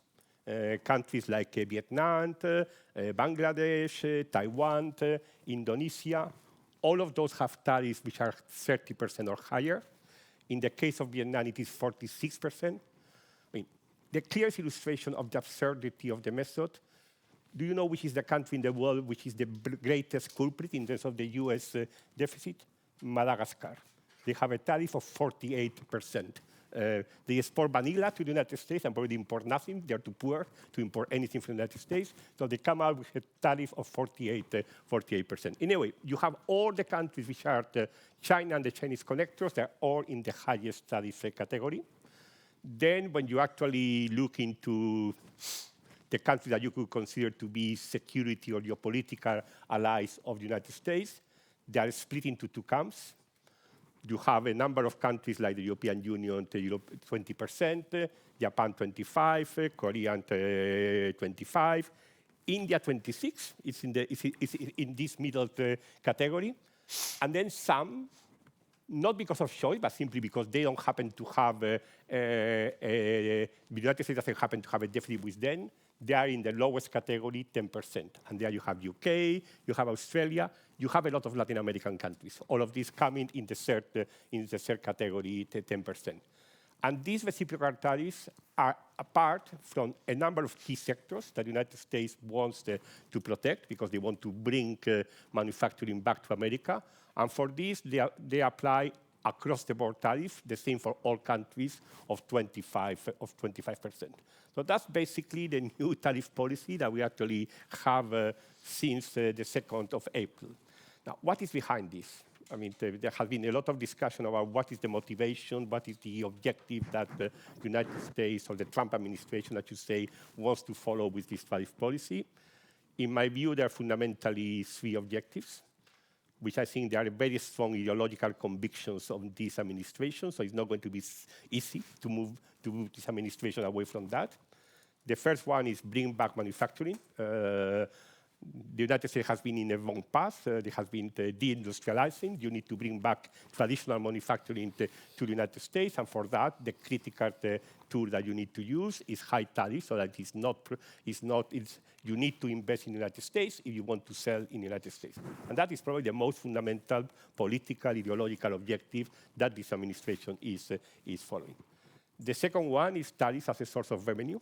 And that's why it is very interesting. No matter what is your situation, no country is getting the tariff lower than 10%. Maybe at the end of the day, it will be difficult with Canada and Mexico, but in principle, no country is actually getting a tariff lower than 10%. Why? Because the administration would like to go to Congress when they are discussing the tax bill to say, part of these tax cuts are going to be compensated by tariff increases, which are stable. We are not intending to lower tariffs from third countries, in any case, below this 10% minimum. And then what is the rest for? It's leverage. It's just a way of trying to negotiate with countries, trying to obtain ways of extracting concessions. Say, well, I have applied to you a tariff of 46%, but if you give me A, B, C, and D, maybe I can bring it down to 30%. And that's the use of tariffs as a sort of leverage. I wish I was as optimistic about this policy being something that could somehow change in the short term. I am not very optimistic, although it is true that there's going to be the reaction of the markets, and one has to see how the reaction of the markets evolve. There are beginning to be some grumblings in Congress. Some Republican senators are beginning to express unhappiness about this policy. There was even a vote in the Senate criticizing the determination that Canada was a national emergency crisis for the United States. But for this to actually imply reversing the policy, I mean, one will have to wait until the midterms, and if there is actually a big loss for the Republicans in the midterms, maybe then the political equation can change. But otherwise, I think in terms of looking into responses by the European Union, I think we have to assume that maybe there will be adjustments on this policy, but not any fundamental change at least this side of the US midterms. Now, this is of course the direct impact of the tariffs, but it's also at least three indirect impacts. One is retaliation. Now, retaliation at this point in time has been applied by Canada and China. I mean, I think it's very clear that the European Union would start by retaliating on steel and aluminium. That's something that will be decided by the Council next Monday. And then it will have to deliberate about the next steps. Because it's true that if you go beyond the steel and aluminium retaliation, you begin to get into some much more difficult choices about where you retaliate, how you message the retaliation. I will come back to that issue when I discuss the reactions from the European Union. But a general point on retaliation. I mean, everyone knows that retaliation has to be intelligent because otherwise you are shooting yourself in the foot. But on the other hand, quite frankly, I don't see how you can give the political message to the United States that if you embark in this type of policy, there are clear costs also for your exports if you do not retaliate. I mean, of course, I know that there will be costs to the exports because of the impact on the dollar, the Lerner theorem, et cetera, but if you want to visualize that this kind of policy is also destructive for the US exports, there has to be some intelligent, well-calibrated retaliation. Otherwise, I think it will be much more difficult politically to get the United States to reverse eventually course. Now, a second type of impact is trade deflection. I mean, obviously, when tariffs in the United States are increasing to these huge levels that are almost prohibitive vis-a-vis China, Vietnam, that stuff is going to go somewhere else. And I'm afraid that it's likely that one of the places where a lot of this stuff is going to come is going to be the European Union, which still maintains a rather open market, low tariffs, et cetera. There are going to be huge pressures to respond to that through protective instruments. And I think, in my view, it's going to be important that any reaction which is done continues to stay within the limits of WTO rules. There are reactions which are possible under the WTO rules. I think some types of safeguards, I think, are unavoidable on certain sectors. One should not exaggerate. One should really base on evidence, but some form of safeguard would probably be unavoidable. But this is, of course, going to be impacting on many countries. It's not only going to be the European Union, so this is going to be quite a significant secondary effect. And the second one is, of course, the United States has opened this bilateral dynamic. A lot of countries going to Washington discussing what can I do to bring your tariff down. So far, there has been very little attempt to organize more collective solidarity, more collective coordination. And of course, countries are going to come out with all sorts of ideas. I mean, some of them are good. I mean, Vietnam, for instance, before being rewarded with a 46% tariff, decided to reduce quite a lot of their tariffs on an MFN basis. They didn't win anything because of that, but they did it. Maybe now they will go to Washington and say, listen, we did it. Can you bring it down below 46%?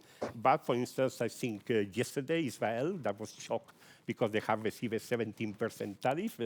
They have already decided to reduce or even eliminate, I don't know, all the Israeli tariffs vis-a-vis the United States on a non-preferential basis. Now, there's a free trade agreement between Israel and the United States, so they may be able to justify it, that this is because of the Israel-US FTA, so maybe it's not so dangerous, but I mean, it's a concern if countries now begin to make discriminatory, WTO inconsistent concessions just to try to get something from the United States in return. So those are the three types of indirect impacts. Now, about the European Union response, I think, in my view, President von der Leyen made a really good statement before the European Parliament the day before the announcements of the tariff, but he basically talked about a response that had 3 components attached to it. The first one being the willingness to negotiate with the United States, but to do it from a position of strength, and therefore readiness to retaliate if necessary. And I will come a little bit more into the challenges of retaliation. The second one was, of course, intensifying our trade negotiations with third countries. 2 minutes, okay. And the third one was doubling down on the single market. And of course, the second and the third one are classical win-wins. Everyone agrees that this would be wonderful to do it if you could use the situation to generate that dynamic. Retaliation, in my view, is going to be necessary, but it's actually going to be, you need to be quite intelligent. Going beyond simply retaliation according to the traditional playbook to more products that you will be targeting to increase tariffs, that will be necessary to a certain extent, but you will certainly very quickly reach the limit about what you're going to do. And that's what I think you're going to be looking into other forms of retaliation. Some of the critical issues: can you retaliate on services? Can you devise intelligent retaliation on financial services, on digital services? Can you exclude American goods from public procurement bids in the European Union? So I think this is something that I'm sure there is going to be some reflection about. Retaliation, which has a relatively limited economic impact on the EU, but is politically and economically impactful in the United States, and that would inevitably mean going beyond retaliation on the tariffs. Just very quickly on the multilateral system, I think there are three scenarios. The first one has 0% possibilities, which is a US-led anti-China alliance. I mean, if one sees the way that the US has been behaving and the way that the United States has in the world economy, the feasibility of that scenario is 0, basically. The second scenario, can you actually have a reformed multilateral trading system which includes China, but which does not include the United States? Difficult, unless you could somehow create the pressure or the motivation on China to reform its economy in a manner that it becomes much more open to trade for those countries that stay within that multilateral system, where there is a possibility of getting China to move in that direction in the context of a geopolitical conflict, very acute with the United States, a policy of decoupling, who knows? But I don't think the perspective is very high, but it's a scenario. And the third scenario is preparing the ground for a day when hopefully the United States would come back to its senses, not to become the United States of the past. That would never happen, but it would be possible to engage the United States, to engage China and other countries in a rather big exercise of reform on trade, which probably also implied looking into the issue of imbalances. So in that context, it would be not only trade, it would also be the issue of imbalances. But quite frankly, I don't see that really happening during the Trump administration. You can prepare the ground, but not during the Trump administration. And I agree that, in principle, it would be very good if the European Union, and that was the issue that was not mentioned by President von der Leyen, was also ready to invest political resources in creating the coalition that would be necessary to make those reforms possible by establishing already now alliance with countries that share a similar perspective. So, yeah. Thank you, Ignacio. So, Klaus, Obama used to say, stop doing stupid things, right? So what do we do when other people, other countries, especially one specific country, do stupid things to the global order and the world we thought we lived in? Well, Europe sometimes also does stupid things, so we may be in good company, but let's try to be a bit better. There are many risks we could cover, but we can only do so much in an hour and a half, so we have to be selective. For instance, nobody has talked about what the war in Ukraine means, and if the war moves further west. I will also not talk about that, but that, of course, would have tremendous economic implications. I decided to talk more about institutional and non-economic risks, which, of course, can have economic implications. I want to talk about 3 topics: the future of multilateralism, picking up where Ignacio left it; the future of the EU, and the future of democracy. And that will touch on what Catherine said earlier this morning. Future of multilateralism. The end of multilateralism, as we know it, obviously poses a major risk for Europe. Multilateralism, as we know it, was basically designed and supervised for a long time by the United States, and it contributed greatly to wealth globally, the reduction of poverty during the last 80 years. The IMF in particular has been indispensable to contain financial risks. And I don't need in this room to talk about all the benefits that come from that. If I travel in the Midwest of the US, I would have now to talk for half an hour. The EU benefited more than many other regions from multilateralism because Europe is a relatively open economy and our institutional setup is multilateral, rules-based. What we see now is that the multilateral framework is crumbling, and not only the last 2 days. The WTO has not really been working for many years, and it was not only Trump. But Trump then left the World Health Organization, he left the Paris Accord, all that's part of the multilateral system. The UN Security Council has not been functioning since Russia invaded Ukraine. The IMFC, the top body of the IMF, has not been able to issue a communique since 2022. The G7 and G20 since this year are also in disarray, no longer able to agree on communiques. And NATO, well, I put a big question mark, what's happening next? For the world economy, of course, the functioning of the Bretton Woods institutions are particularly important. And there I see two risks for the good functioning of the Bretton Woods institutions. The first is looking at the BRICS. So the old BRICS, Brazil, Russia, India, China, South Africa, and they are growing. We know they have an agenda.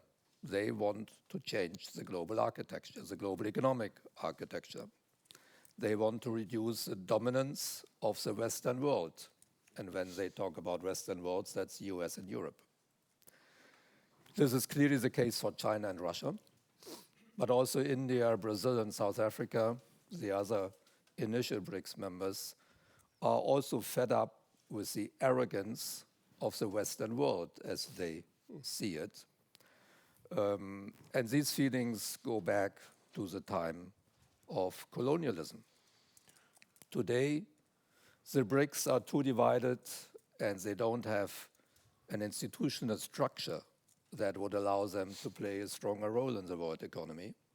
But that could change over time, particularly as the situation in the US changes. More countries are joining the BRICS group, and their combined population is already more than 1/3 of the world population. The second risk for the Bretton Woods institution is very different. It's what happens with the United States. Will the US leave the IMF and the World Bank? They are the largest shareholder in both institutions. We know the Trump administration is conducting a review of all international institutions to clarify whether they work in the interest of the United States. And I think it cannot be excluded at all that the result is negative. But even if the US remains a member, the necessary governance reform of these institutions, and this is overdue, but that would be blocked by the US because the governance reform would necessarily lead to a larger share of China in the IMF and the World Bank, and the Trump administration will never accept that, and they can block it with their voting rights. So, but without governance reform, at least the IMF will lose effectiveness in the global south, particularly in Asia. So these are real risks for the institutions. And that leaves the question, could multilateralism and globalization work without the US? And you talked about the WTO. For Europe today, it would be difficult, politically difficult, to work very closely with the large members of the Global South, particularly China, but BRICS, also Russia is a member of the BRICS, as long as the war in Ukraine goes on, and as long as China supports Russia in that. But in the longer term, if the war in Ukraine comes to a reasonable conclusion, and if the US stops working with international institutions or leaves them, the rest of the world should indeed cooperate more. After all, the US accounts for only 1/7 of world GDP if you measure it in purchasing power. If it's at market rates, it's still one quarter, but at purchasing power, it's only 1/7. On the economic front, Europe, which after all is the largest economic entity, the EU, could take the lead and deepen economic relations with major emerging economies, for instance, through more comprehensive trade agreements. And some of that we see happening like in Mercosur and the recent visit of the Commission in India. And as a consequence, world trade could actually take off again. Jim O'Neill, who invented the term BRICS, wrote a few weeks ago that if that happens, world trade could explode without the US. So not all news is bad. But could ultimately new institutions be designed to replace the WTO, IMF, World Bank without the US? Theoretically possible, not easy, technically difficult, legally difficult, but not impossible. If Trump is succeeded by somebody like Vance who follows the same policy, maybe that's something one needs to look at. And then Europe should take the lead because Europe, the EU, has this experience of a rules-based system more than anybody else. But it would be very important to respect the feelings of the Global South. I talked about the arrogance that they complain about, and I hear that when I travel in these countries. It has been long-standing, but now it comes out more. But Europe should be able to deal with that. I also have to say in this building, if all this fails and is too complicated, the second best alternative would be a stronger role for regional financial arrangements. I had to say that. My second point, very briefly, the future of the EU, and of course one could cover many points. I only want to highlight one point, the tension in the longer run between the size of the EU and its decision-making process. And if this tension is not resolved, the future of the EU is at risk. I'm sure the EU will continue, or it's very likely that the EU will continue to grow over the next 1 or 2 decades to perhaps 35 countries, including the Ukraine. This seems politically necessary, like the extension to the east was politically necessary to stabilize politically Eastern Europe and Southeastern European countries and to support reforms in these countries. But today's governance framework of the EU will not be able to cope with such a large number of member states. Unanimity requirements in important areas of the single market and in foreign policy jeopardize the smooth functioning of the EU. We see that already today. A comprehensive reform of the EU treaty would be desirable, but seems risky. Referenda would be needed in several member states. However, some governance reforms can be implemented in the context of future accession treaties, so that should be tried. The accession of new member states will also bring 2 additional problems that are difficult to deal with. We would need a fundamental reform of the EU budget, and also, and that follows from what we heard this morning, the political diversity inside the EU among member states will increase further, and that will also be a difficulty. My third topic is the future of democracy, and that touches it a bit on what Catherine talked about this morning. Societies, the electorate in many countries, including in Europe, but not only in Europe, are ideologically split. That makes it difficult for governments to take the necessary decisions to deal in an effective and sustainable way with the financial consequences of the long-term trends that all cost money: demographics, climate change, defense needs. We have to live with these trends, but they all cost money. At the same time, I am afraid that growth in most European economies will be low the next few decades because of demographics. The population, working age population, is shrinking. So unless there's a miracle with coming from artificial intelligence, let's hope, but I don't take that as a given, growth rates will be low. While the need for public expenditure goes up, age-related costs will take an ever-growing share of public budgets. Costs related to climate change and defense needs will increase significantly. And on top of that, wealth inequality has become a divisive issue in most countries. In such an environment, democratic systems are ill-equipped to take the necessary longer-term decisions. The share of populist parties may well increase further. In democracies, it has never been easy to take policy decisions which show their positive results only after the next election. Rolf quoted Jean-Claude Juncker on that. But this problem, which we have lived with already for a long time, becomes much more acute when the population shrinks and growth rates decline, and more money is needed for the social security systems and to protect climate and territorial integrity. I believe there's a clear risk that the income left for personal consumption, for disposable income of most households in Europe is likely to decrease in real terms. And that could be the case for the next 2 generations until there will be a new demographic equilibrium with a smaller population, and by then we will have worked through the problem of the pension and age-related higher cost. Will our democracies be able to manage such an unpopular and complex process?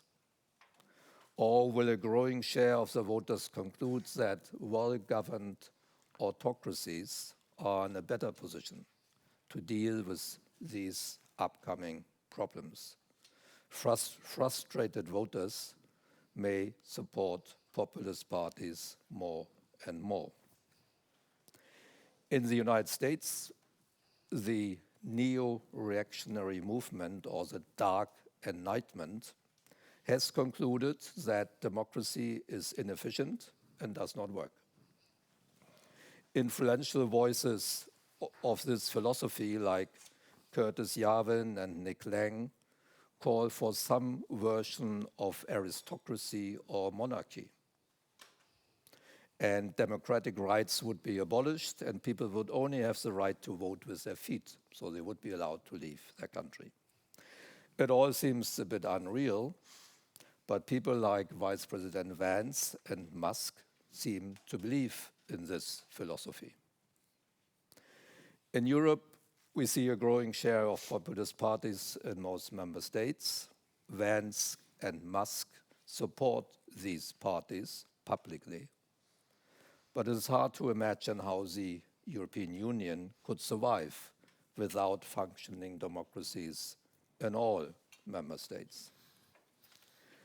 If all this thing sounds a bit pessimistic, please remember that this panel was asked to discuss extreme risks. Panel 3 later in the afternoon will talk about opportunities and solutions. Well, thank you very much, Klaus. And no, thank you for the whole panel for a tour de force of a lot of different issues. Before we give the floor for the half an hour of questions, I just have one request to the panel. I mean, Harold, you talked about mega, making Europe great again, and both Klaus and Ignacio also talked about reaching out to third countries. And I mean, if we are in a world in which the United States, as you said, Ignacio, doesn't really want to trade with anybody. The goal is to reduce bilateral deficits to zero. And you mentioned it as well, Klaus. What is the agency of third countries? I mean, because the US doesn't want to engage, and China appears to want to engage, at least in the trade realm, in a very particular way, namely be allowed to export, rely on the entire external demand only for growth. That may be a rather dangerous and unbalanced relationship for anybody who gets into a closer trade relationship with China. So in such a world, the agency of third countries or third entities, I would say, would be rather large, and several of you touched upon that. And actually, the EU would seem a relatively attractive, partner in such a world. So that begs the question: who should the EU really reach out to? And it was already mentioned. We've just recently struck a deal with Mercosur. The whole Commission went to India. So just a one-sentence answer from each of you: which country or region or entity should the EU prioritize among the non-US, non-China countries in the world for reaching out? Well, I think the answer to that is very obvious, and in a way it's the one that's raised by Klaus's last comment on the demographic story. If you think of the areas where there's demographic growth and where there are, in consequence, large opportunities, it's surely Africa. Okay. So Africa. Ignacio? The Indo-Pacific, without excluding Africa, listen, I think that you need to have multi-engagement by the EU, and more than anything, the EU needs to be able to think not in pure bilateral terms, but it needs to think also in multilateral, plurilateral terms. For me, the priority in the current situation would be for the EU to outreach to the CPTPP countries, which are the most countries in the Indo-Pacific, discuss with them the current global situation, how the EU could cooperate with them, but something may be clear, we want to make this a much more inclusive process and reach out also to other countries like Brazil, like South Africa, and see how you can create a coalition that includes you, CPTPP, and key democratic countries within the G20 among the emerging economies, which of course is not in exclusion about engaging with Africa, but you need to look globally at this point in time. Klaus? Yeah, globally, that's the answer, I think. I would start with the other G7 countries. So clearly UK, Canada, Japan, but then of course add South Korea and Australia and these countries, because these are the real democracies in our sense, our values, so that is the easiest. But then move on to the large emerging economies, Indonesia, India, Brazil. The big question is what happens with China. As I tried to say earlier, as long as they support Russia and Ukraine, it's difficult, but that may, let's hope, come to an end eventually. And then there will be more cooperation with China again. But then Harold's point is very important. We have to deal with Africa. One, because we need to support our labor supply, and also have to make sure that it's good immigration that helps Africa and helps us and stops the other immigration. For both reasons, we need to have more interaction with Africa. So that was a pretty diverse answer. Africa, CPTPP, and the other G7 democracies. So the floor is now yours. Who would like to start? Well, let's go to quite a few. We got Nicola there.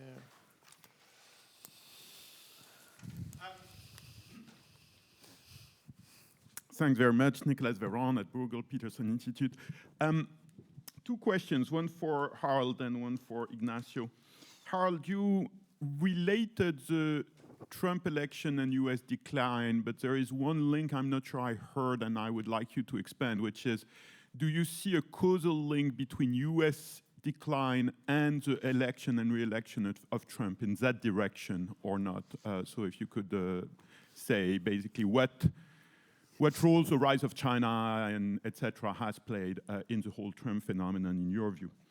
To Ignacio, recently, yesterday, I was in a discussion of US legal experts, and to my surprise, they gave some substance to the possibilities that the Supreme Court would actually not agree with the tariffs as announced yesterday, because normally the Supreme Court has always deferred to national security determinations by the executive branch, but this one is so egregious that they were saying maybe that doesn't hold.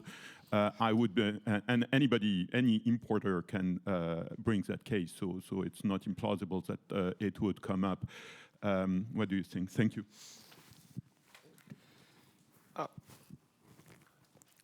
I heard that legal argument.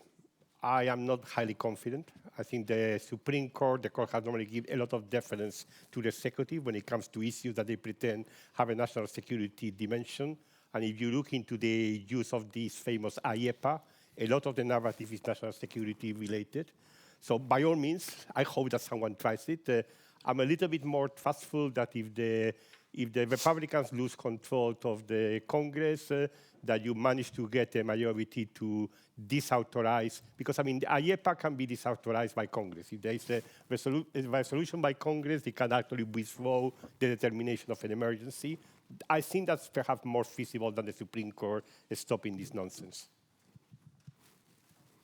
Yes, I mean, the China story is undoubtedly important. I mean, what happened really in the United States was a kind of bipartisan consensus. It's Democrats as well as Republicans that China is a threat. And that's been a very, very powerful drive for the Trump story. But, you know, in a sense, Trump was the ideal person to fit into that because he grew to political awareness, as it were, in the 1980s. And then the story was that Japan was going to take over the world, and there were lots of these.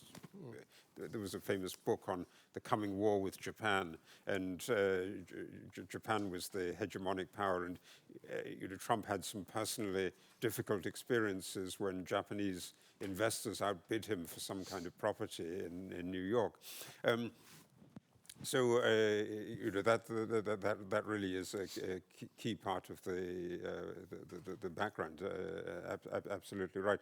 I mean, on the issue, I mean, I think that what Ignacio said is absolutely right. That this tariff measure is so chaotic, and what really happened quite quickly in the United States after Smoot-Hawley was a political science analysis. It was given very brilliantly by E.E. Schatzschneider in 1933, that the problem was that Congress had made the tariff by adding on lots and lots of little bits. And so the answer was to transfer the power to the president.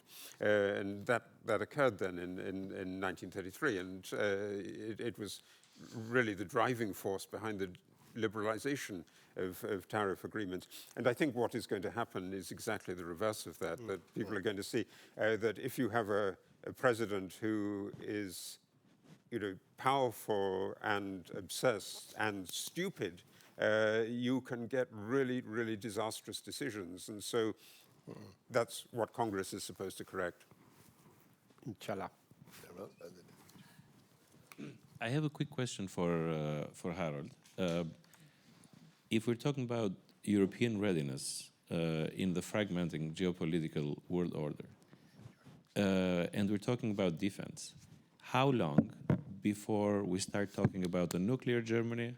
How long before we start talking about a European Navy or various European navies that are patrolling in key points? And Marcus's presentation comes to mind, in key points where we are at risk of the supply chain being choked, let's say Red Sea, Pacific, and Atlantic. Right. I mean, absolutely. I think that's going to be fundamental, and that discussion is already underway. in the sense that both the president and the prime minister of Poland, so the people from very different political parties, have said that Poland requires a nuclear weapon. Germany, that discussion is also underway. But this brings you back to de Gaulle, because if you think about it, in Europe there are two nuclear powers, but they're very, very different in the sense that the British nuclear weapon is really absolutely dependent on the United States. And France and its nuclear weapon were deliberately designed by de Gaulle not to be dependent on the United States. And so in that sense, France is going to be the key to solving that nuclear issue. Lucio? Yeah, I have a question for Ignacio on intelligent retaliation. And perhaps it's a bit outside his field of trade law, but the EU has adopted an impressive array of legislation on the digital domain over the past few years, which in principle, Digital Market Act, Digital Service Act, allow for the imposition of huge sanctions, and the platforms are nearly all American, as we know. So the EU, however, it helped its firepower in this respect, although potential cases are there. So how does you see developing in this area? Yeah, I think you will need to be very, very, very, very careful, because what you cannot do is to give any impression that you are exercising your regulatory powers for retaliatory purposes. If you do that, you will undermine your credibility as a regulator, whether it is on the digital sphere or it is on the financial sphere. Now, if you invoke the anti-coercion instrument, you are authorized to retaliate on services. And the question which is going to be required, intelligently to identify what kind of retaliation you can develop on financial services, on digital services, which can be clearly distinguished from the exercise of your normal regulatory power. Now, what it is, I do not know. I'm sure there's a lot of clever people in the Commission that have been thinking about that, and that if it comes to that, because I think in my view, the initial objective is going to be have more discussion with the United States, start first with the retaliation of steel and aluminum. If the discussion with the United States show that there is no real movement, then you would probably, in my view, inevitably need to invoke this anti-coercion instrument, and then you would need to come with ideas about what it is that you can do. But it cannot just simply be just pretending that you are exercising your normal regulatory powers, but to do it in a manner that creates more harm, because that would undermine your credibility as a regulator. You cannot, in my view, you should never do that. Ernst, then Jon, and then in the back. First of all, thank you very much for these excellent presentations and the very interesting discussion. I want to bring up a topic which hasn't been raised so far, which is migration. It links to Klaus's demographics. It links to Harold's and Catherine's populism theme. It links to mainstream parties, the establishment not knowing how to deal with it, not providing credible solutions in the eye of the population, it seems to me. I come from Austria, so I just saw a newspaper article the other day. So what are the facts? GDP per capita is falling because of low-skilled migration in big amounts.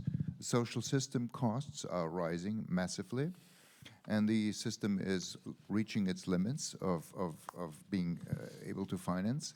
The educational level in primary schools is catastrophic. Half of the children in Vienna do not know German enough to follow the teachings. So how can the EU achieve a solution given constitutional court rulings, European Court of Justice rulings, how to create a credible, workable solution to this topic? Well, yeah, please, whoever wants to take it. Well, I mean, this is just incredibly difficult, but I think it really helps there to think of the story of the interconnection of different bits of globalization.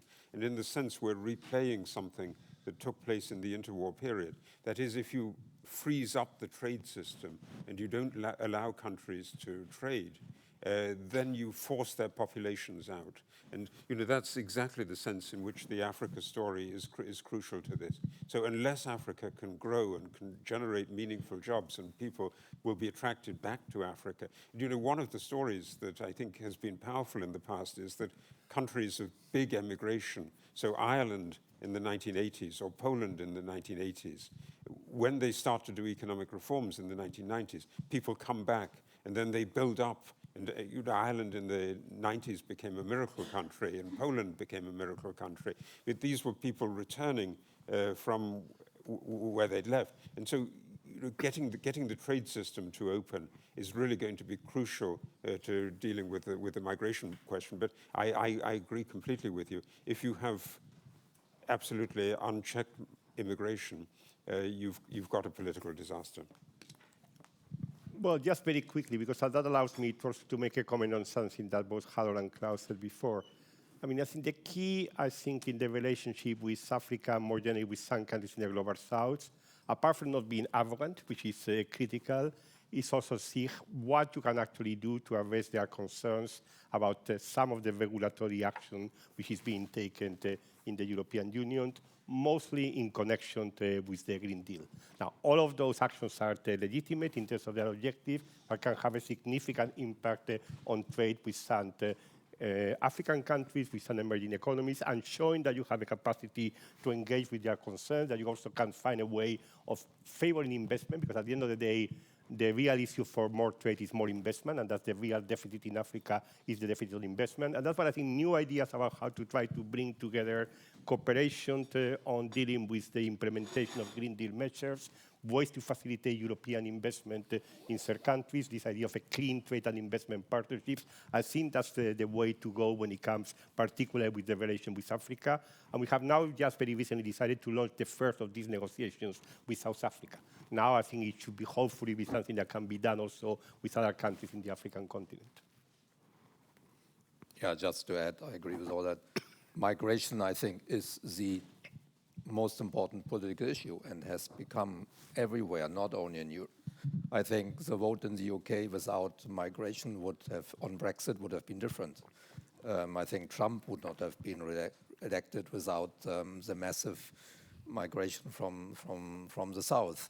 And in Germany, the AfD would be much smaller without the migration of the last few years. So it's everywhere. We have to deal with this intelligence way. Not easy, there are no easy answers. But what Trump did the last few weeks has, of course, the opposite effect. It will drive, I mean, he has been very successful in being radical in closing his own border to the south. But other developing countries will try to move more people in these countries, more to Europe, because with less global cooperation, multilateralism, cutting USAID support for many countries, many more people will see no other way out of their dilemma than to move to Europe. So it will make the situation worse, but we have to deal with it. Before we go to Jon, I mean, I think I can't resist being Danish. There is one model that, whether you like it or not, works politically and economically on that issue, and it's actually the Danish model.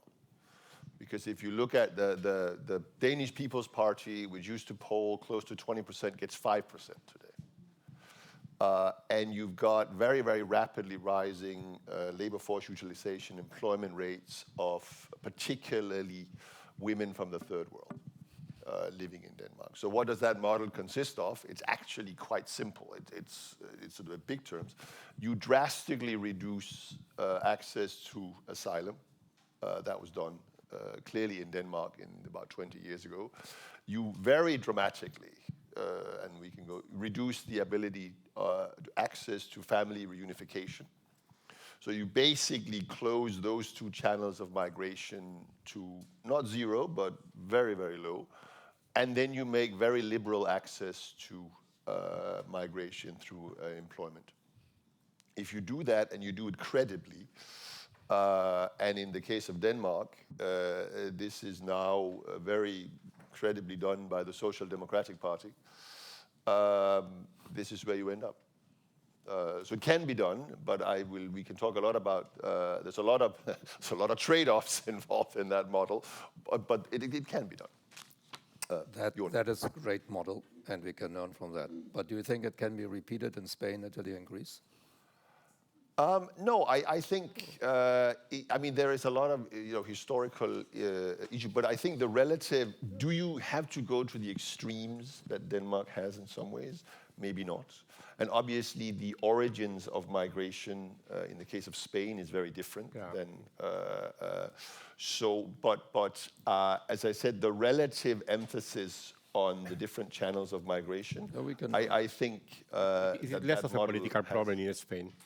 Has some potential at least, because it has the positive political effects that I would argue. But Jon. So I have a quick question for Ignacio. You hinted at retaliation and the political necessity for doing so, but the administration is also, US administration also strongly suggesting that countries that retaliate, US will retaliate with double strength back. But those who do not retaliate, they are willing to negotiate. So how do you see that dynamic play out in the near future? Well, there are two questions there. I think in my view, one should really try to explore, is there really a credible offer from the United States that would make a negotiation possible? I'm personally a little bit skeptical, because as I said before, the United States is not going to offer any kind of relief in those sectors that it wants to protect, like cars. Let's see what happens on pharmaceuticals. Very important sectors in terms of European Union exports to the United States. And the United States is not going to offer anything that implies going below at least this 10% level. So I think one we need to explore to see whether or not, and of course the United States would make extreme demands. I mean, they always negotiate that way. They would ask extreme demands in terms of what you need to offer, and would offer something which is a very limited mitigation of the pain which is being caused by those tariffs. I mean, I'm being very frank. I mean, obviously, I'm sure that the Commission would want to explore what is the scope for getting to a negotiated outcome, but I'm not very optimistic. I think, therefore, that you would need to look into retaliation that can be sustained over a certain period of time. I mean, by the way, the threat to counter-retaliate, at least legally, relates to the reciprocal tariffs and relates primarily to tariffs. It has not actually covered, because at this point in time, the first thing that you need to do is to retaliate on steel and aluminum, and that's the first decision that you need to take. Then you will need to see what do you do about cars, what do you do about the reciprocal tariffs. My impression is that when you go to this step further, you will probably want to look into some additional tariff retaliation, but relatively limited, and then looking much more into things that come out of the tariff field. And for instance, if we were going to decide, for instance, to close European procurement markets to goods, to goods which have a certain US concern, it would be a little bit difficult for the US to counter-retaliate to that, because on procurement, they are already quite close themselves. So I think you would need to try to identify intelligently where you can give the right political signal to the United States about the cost of what it's doing, but at the same time that you control the escalation ladder. Because it is true that you need to be ready to the consequences that maybe you say, okay, you do this, then I do that. So I think you need to be prepared to manage the escalation ladder. So in 5 minutes left, we have 2 questions to go. So let's pool the 2 last questions there, and then the gentleman over there. I have a question for Professor James that links back to another question that we had about the American dominant position. One of your claims is that we are seeing a decline of the US as the world hegemon, in a sense. And one of the reasons for which you say that this is a kind of inevitable is that you have other parts of the world that have caught up with respect to the US. Well, in a sense, wasn't that one of the promises of the United States setting up the international liberal order that also has profited to the US? And from the European perspective, if you look at the Draghi report, for example, you have many, many figures that show that basically it's Europe that is declining with respect to the US, so we can reverse the medal. And I think that in a sense it's, if you look at through the realist eyes, there is this obsession of empires of seeing themselves in a decline, and it's something exquisitely American of considering themselves in decline. So I'm asking, is the category of decline that is not new, it's been there for almost the entire history of the United States, at least after the Second World War, is it still useful, or it's becoming to be useful now and it wasn't that correct in the past? Thank you. Hello, this is Gong speaking. I have a question for Klaus. As a former ESM employee, one topic is very deep to my heart, which is the global financial safety nets that you mentioned, Klaus. So many years ago, I think the narrative about global financial safety nets is built on this complementarity between regional institutions and the Bretton Woods institutions, especially the IMF. In the extreme scenario you have described, in the absence of coordinated actions among Bretton Woods institutions, does this mean that actually the narrative will also be shifting to more autonomy, independence for regional institutions, and to what extent actually RFAs are prepared to take a bigger role in terms of resources, in terms of the availability of different instruments, and so forth? Thank you. Harold? So, well, yes, brilliant question, and obviously also the story of American decline, imperial decline, is not just an American story. You can hear me speaking this with a British accent. Ignacio could also tell you a story of the Spanish imperial decline. If we went back, we could have Roman imperial decline. This is a long story, but it seems to me that this is an important area, and it's one where I think I would want to correct something with the Draghi report, in the sense that the Draghi report is very, very much influenced by the idea of decline as well. So it's really driven by that narrative. And I remember listening to Mario Draghi as governor of the Banca d'Italia on the roof of the Guggenheim Museum in Venice, and sort of stretched his arm out and said, look around you, because what you're seeing is what Europe will be if we don't do anything. But one of the things that the Draghi report didn't notice was the dynamism of Eastern, Central, Southeastern Europe. So there's nothing about the Romanian story, there's nothing about the Polish story, there's nothing about the Baltics. And if you're thinking about the reinvention of government, for instance, really important to get government and democracy going. This was originating in Estonia. This is an area of the world that is in Europe and that is showing a route of enormous dynamism, and one which we should do better to emulate. So, if you think of countries to emulate and hold up as a model to Europe, better to hold up Estonia than to hold up the United States. Klaus? Yes, on the global financial safety net that Gong asked about, I think most people would agree that the global financial safety net is important, needs to have the right size, needs to be diverse to be prepared for the next crisis. During quiet times, most people forget about it, it's not needed. But when there's a crisis like the global financial crisis, then it becomes very important. So it's a good question, and we need to think about it.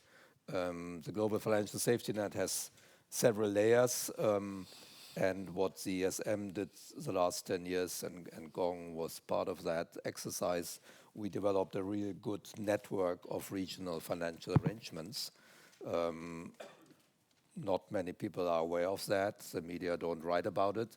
But apart from the ESM in Europe, there are 5-6 other regional financial arrangements in the rest of the world, like AMRO, Shanghai Initiative in Asia, there's a Latin American arrangement, there's the Arab Monetary Fund, and there are regular meetings among these regional financial arrangements, so it has really been developed quite well. What all of them always emphasized, including the ESM from the beginning, that it was very important to keep the IMF at the center of this work. Otherwise, there's a risk that the regional arrangements move in different directions, and that would not be good for the world economy if there's a global crisis. So the position of the IMF at the center was always important and remains important. What I said earlier is that it would be a second best if the IMF loses all its effectiveness because there are no reforms, the United States leave. They might not be able to play the role that I want them to play, and then the RFAs would have to agree how to deal with that situation. That would be new. It's not the first best, but depending on what the United States will do, it may be a necessary second best solution. Well, thank you very much. As the moderator, I'm now ready to declare the witching hour has been reached, and I would like to thank our panel, Harold, Ignacio, Klaus, for a very enlightening conversation about a very complex and wide-ranging subject. And now I can hand it back to the organizers to take us on from here. Thank you very much.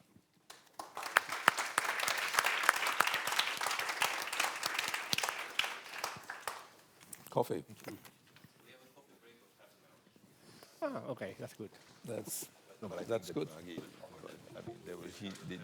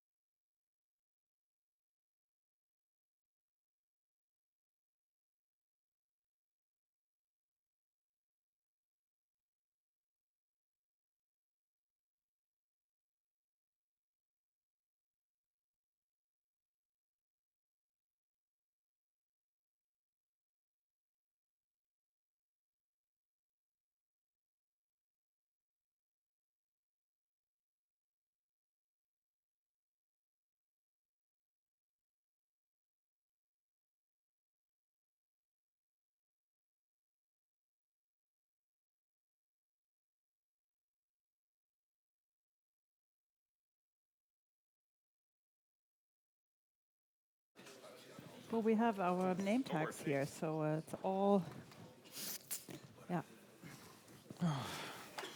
You have slides. Yeah, we have to put on your side. So welcome back after an already really very interesting session this morning. I'm really amazed, so kudos to the organizers for the timing of this event. It's really, yeah, very, very fascinating. So the title of this session is Financial Stability in the Age of Black Swans. And I'm really happy to have this very distinguished panel here with me. I don't really need to introduce the three participants very much, so let me be very, very quick. So on my right here is John Danielson. He's Professor of Finance at the LSE and also Director of the Systemic Risk Center, and he has long worked on financial stability issues, financial risk and regulation, in particular systemic risk. And then next to him is Sean Berrigan, who has a long-standing career working for Europe in the European Commission and has been Director General of FISMA for the last 5 years. And then on the very right, we have Nicolas Véran, Senior Fellow at Bruegel and actually co-founder of it in the early 2000s. And he's also Senior Fellow at the Peterson Institute in Washington. And who's not at the table, but that is Nassim Nicolas Taleb. So I don't know whether you know him. Some people know, the panelists probably know, because he's a Lebanese-American essayist and mathematical statistician who coined the term black swan, because he published a volume on this. So you will all know what we mean by black swans now. These are events that are very rare, unpredictable, and have an extreme impact, also on financial markets in this case. So this will be the guiding theme of today's discussion. So I will invite the three panelists to give some introductory statements, and then I hope that we are going to have a good discussions on issues like have these black swans events actually become more frequent in the more recent times, and what are consequences for financial markets, how can we protect financial markets, and also how prepared is Europe for this type of events. So with that, I would like to give the floor first to John, who would give us some of his ideas about what are these black swan type of events. And you have prepared some slides.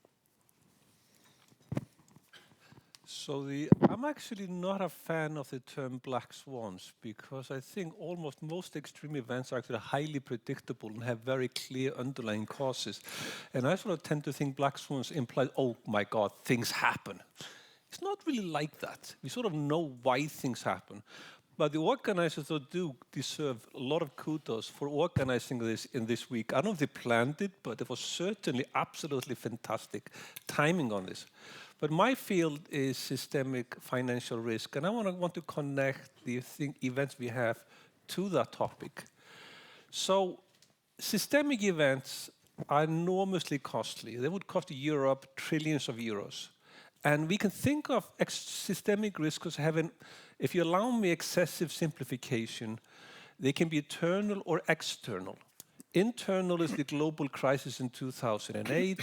It's the biggest financial crisis of the 19th century, the Over- and the Gurney crisis in 1866. But I think more common historically have been crises that originate externally and then impact the financial system with potential systemic consequences. Now, we might say COVID, but COVID didn't quite get to the level of systemic yet. So the title of the conference is Europe Prepared for Extreme Events. My subtitle, or the subtitle to my talk is, are we fighting the last war, the global financial crisis of 2008, while neglecting new external threats to financial stability? So in order to sort of frame my thing, and when I got the invitation to do this, it sort of set me thinking, and I ended up doing a blog piece that's where I've published this week on this, what I call the 5 threats to systemic risk. And it's all, so I'm sticking to the financial system here, not doing the broader threats. And always, I think one should keep in mind that this has been a theme we mentioned many times before in this conference. Crises are all about debt. Sovereign debt and real estate debt, both significantly on the rise.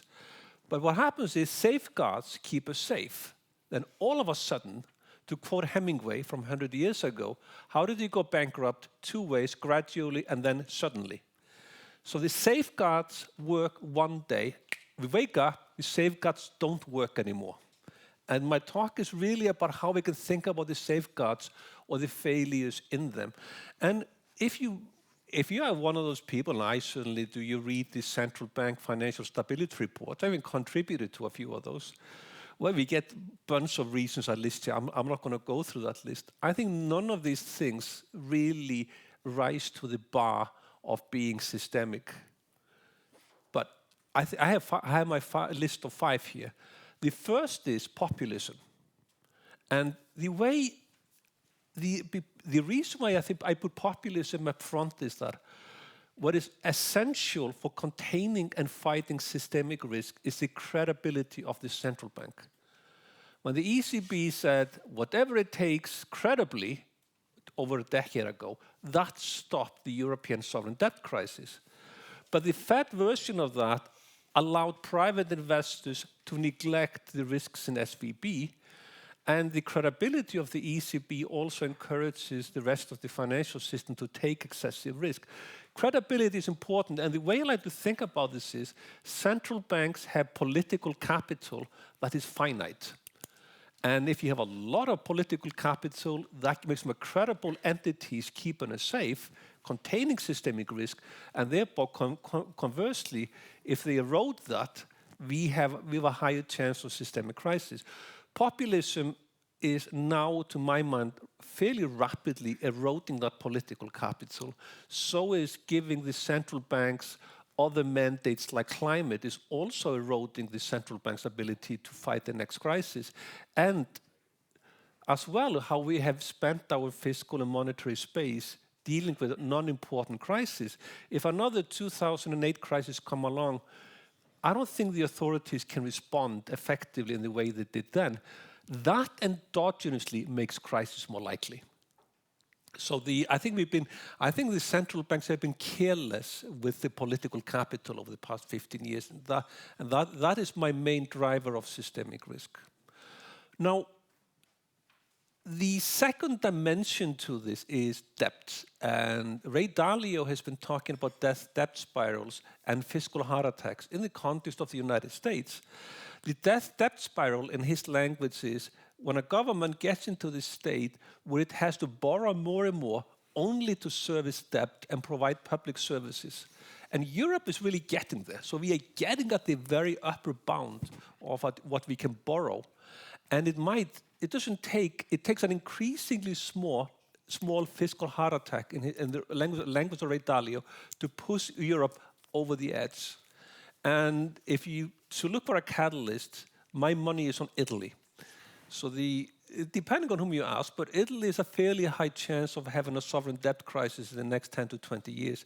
If and when that happens, that can easily push the rest of Europe into that debt spiral. It would put the ECB under very significant strain, the Commission under very significant strain, and the consequences could well be a systemic crisis. So, like I say, Italy is a small country that can have very big consequences in that narrative. If we continue on with the story here, and this really comes back to Harold James's talk this morning and what he said previously, and I call this manufactured tensions, which is governments often find it very convenient to create global tensions abroad to deflect criticisms. I mean, when Argentina invaded the Falklands in 1982 and how Margaret Thatcher responded to that, both countries took advantage of a crisis and got the area lost, and Thatcher won, but she reinforced the legacy by essentially getting into a war that was not important. Spanish-American War, just over 100 years ago, we can continue on and on and on. So my candidate for that is China. China is facing increasingly very high youth unemployment, increasingly stagnant growth, a real estate crisis in slow motion, debt levels we are not fully understanding, a government that is facing a very difficult politics of very high debt and a pending crisis. all in a state whose legitimacy rests on delivering performance and not on a democratic mandate. So the combination of that mandate and the problems facing China makes them, I think, more strongly than many other countries want to find a solution. Taiwan is a solution to that by deflecting domestic criticism away into a joint foreign enemy. Now, if China were to invade Taiwan, which seems increasingly likely by the day, then that could easily trigger a global systemic crisis, given Taiwan's pivotal role in global supply chains, TSMC, and the like.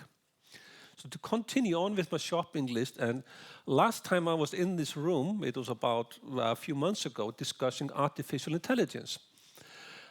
My definition of AI is a rational maximizing agent. And this has been basically what I've been working on for the past couple of years. And I want to simplify what happens in a crisis. In a crisis, a bank faces a binary decision. Do you stay or do you run? If you stay, you want to continue providing liquidity. You might even buy risky assets from your panic-minded competitors. But if you run, that is when the banks very quickly withdraw liquidity. They cancel standing orders, no longer lend to the real economy. They prefer to park all the money at the reserve account at the central bank. Well, crises have always been this way. But how does AI, and the first to run gets the best deal, the last to run faces bankruptcy. Here's how AI interacts with a scenario, because AI significantly speeds up crisis reactions. If I was a central bank looking at a systemic risk dashboard, I would ask the banks how much AI is used in the treasury function, liquidity management, because that's really where the threat is in how banks react. And I suspect that a crisis that would have taken days or weeks in days before AI will be reduced to minutes or hours. And here is the crucial element in that. If the private sector AI concludes that the public sector is not prepared, and I suspect it's not, that endogenously makes an AI-induced systemic crisis significantly likely. And last on my list, again, coming back to geopolitics, but just as a reminder, geopolitical events frequently trigger systemic crisis. And my favorite crisis, and I know it's a bit strange to have a favorite crisis, but I'm a student of history, is 1914. In 1914, when the Archduke Ferdinand was assassinated in Sarajevo, almost immediately the European powers closed down the cross-border payment system. It became illegal for a French creditor to a British bank to make payments back to London. That triggered a systemic crisis, just that immediate reaction. And that is why the most major countries immediately shut down all the bond and equity exchanges, essentially freezing the financial system for 6 months. And it also led to the biggest, sort of strongest crisis response we've seen in history. And of course now, I mean, I'm not going to belabor this point here, but we are certainly in the Great Depression with the Smoot-Hawley Act and what that triggered. Global trade went down by over 2/3 because of retaliatory reactions to what the US did then. And of course, we created this fantastic global order meant to protect us. And exactly as the previous panel highlighted, that global order is eroding. And that, of course, implies that systemic risk as a consequence is rising.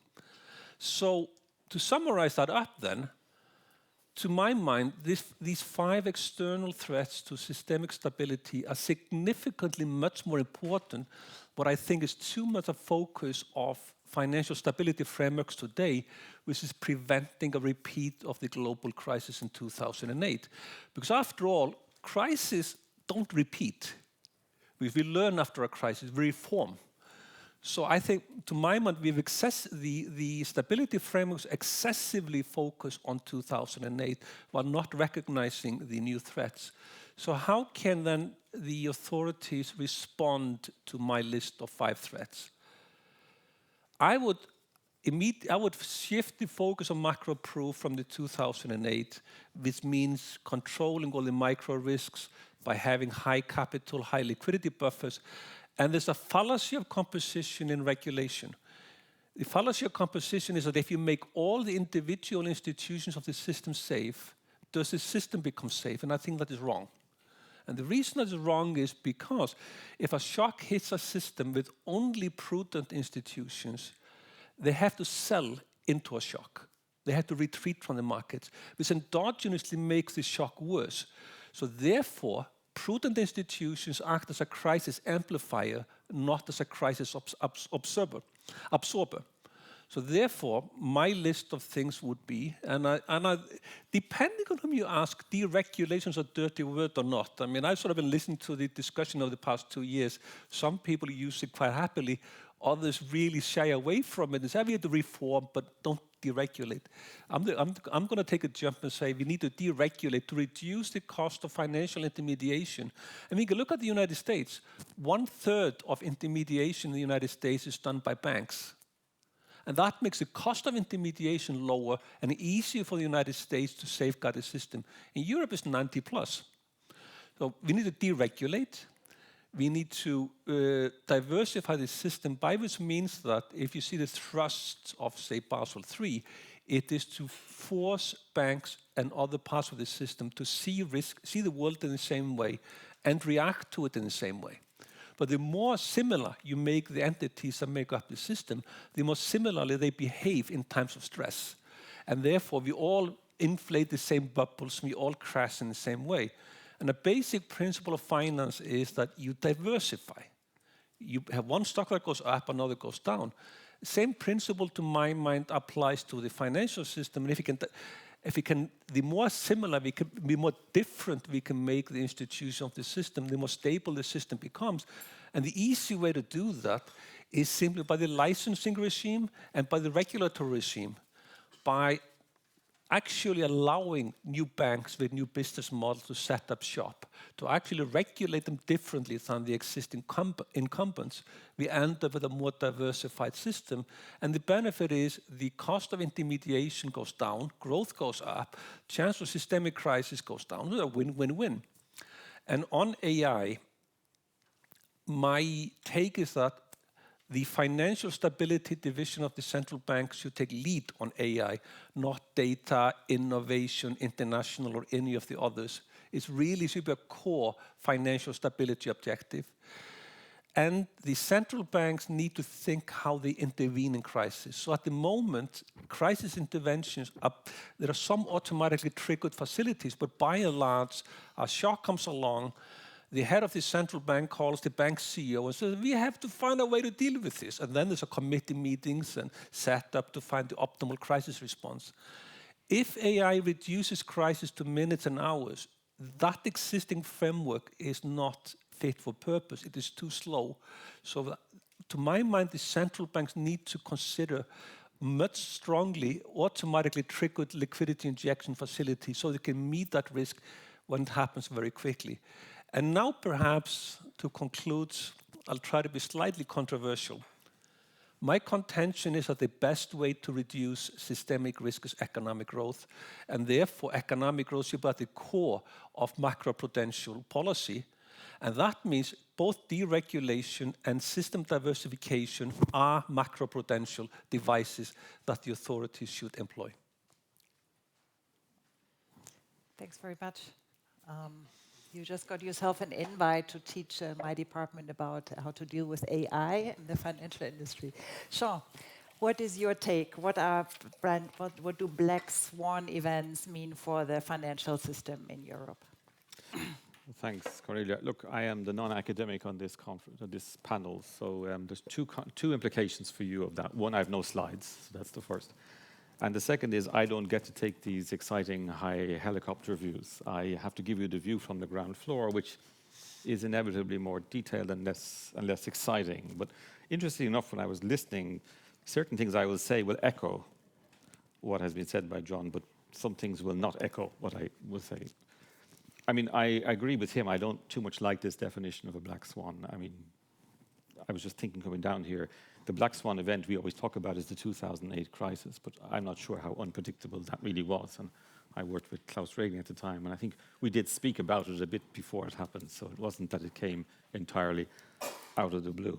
So I think, but by definition, a black swan is unpredictable, so you probably not much point talking about trying to predict it. You simply look at the context, as you were doing, John, and say, what does the context look like? And what is in this context are the risks of unpredictable events?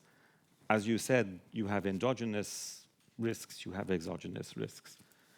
The great financial crisis was, in my opinion, the result of endogenous risks.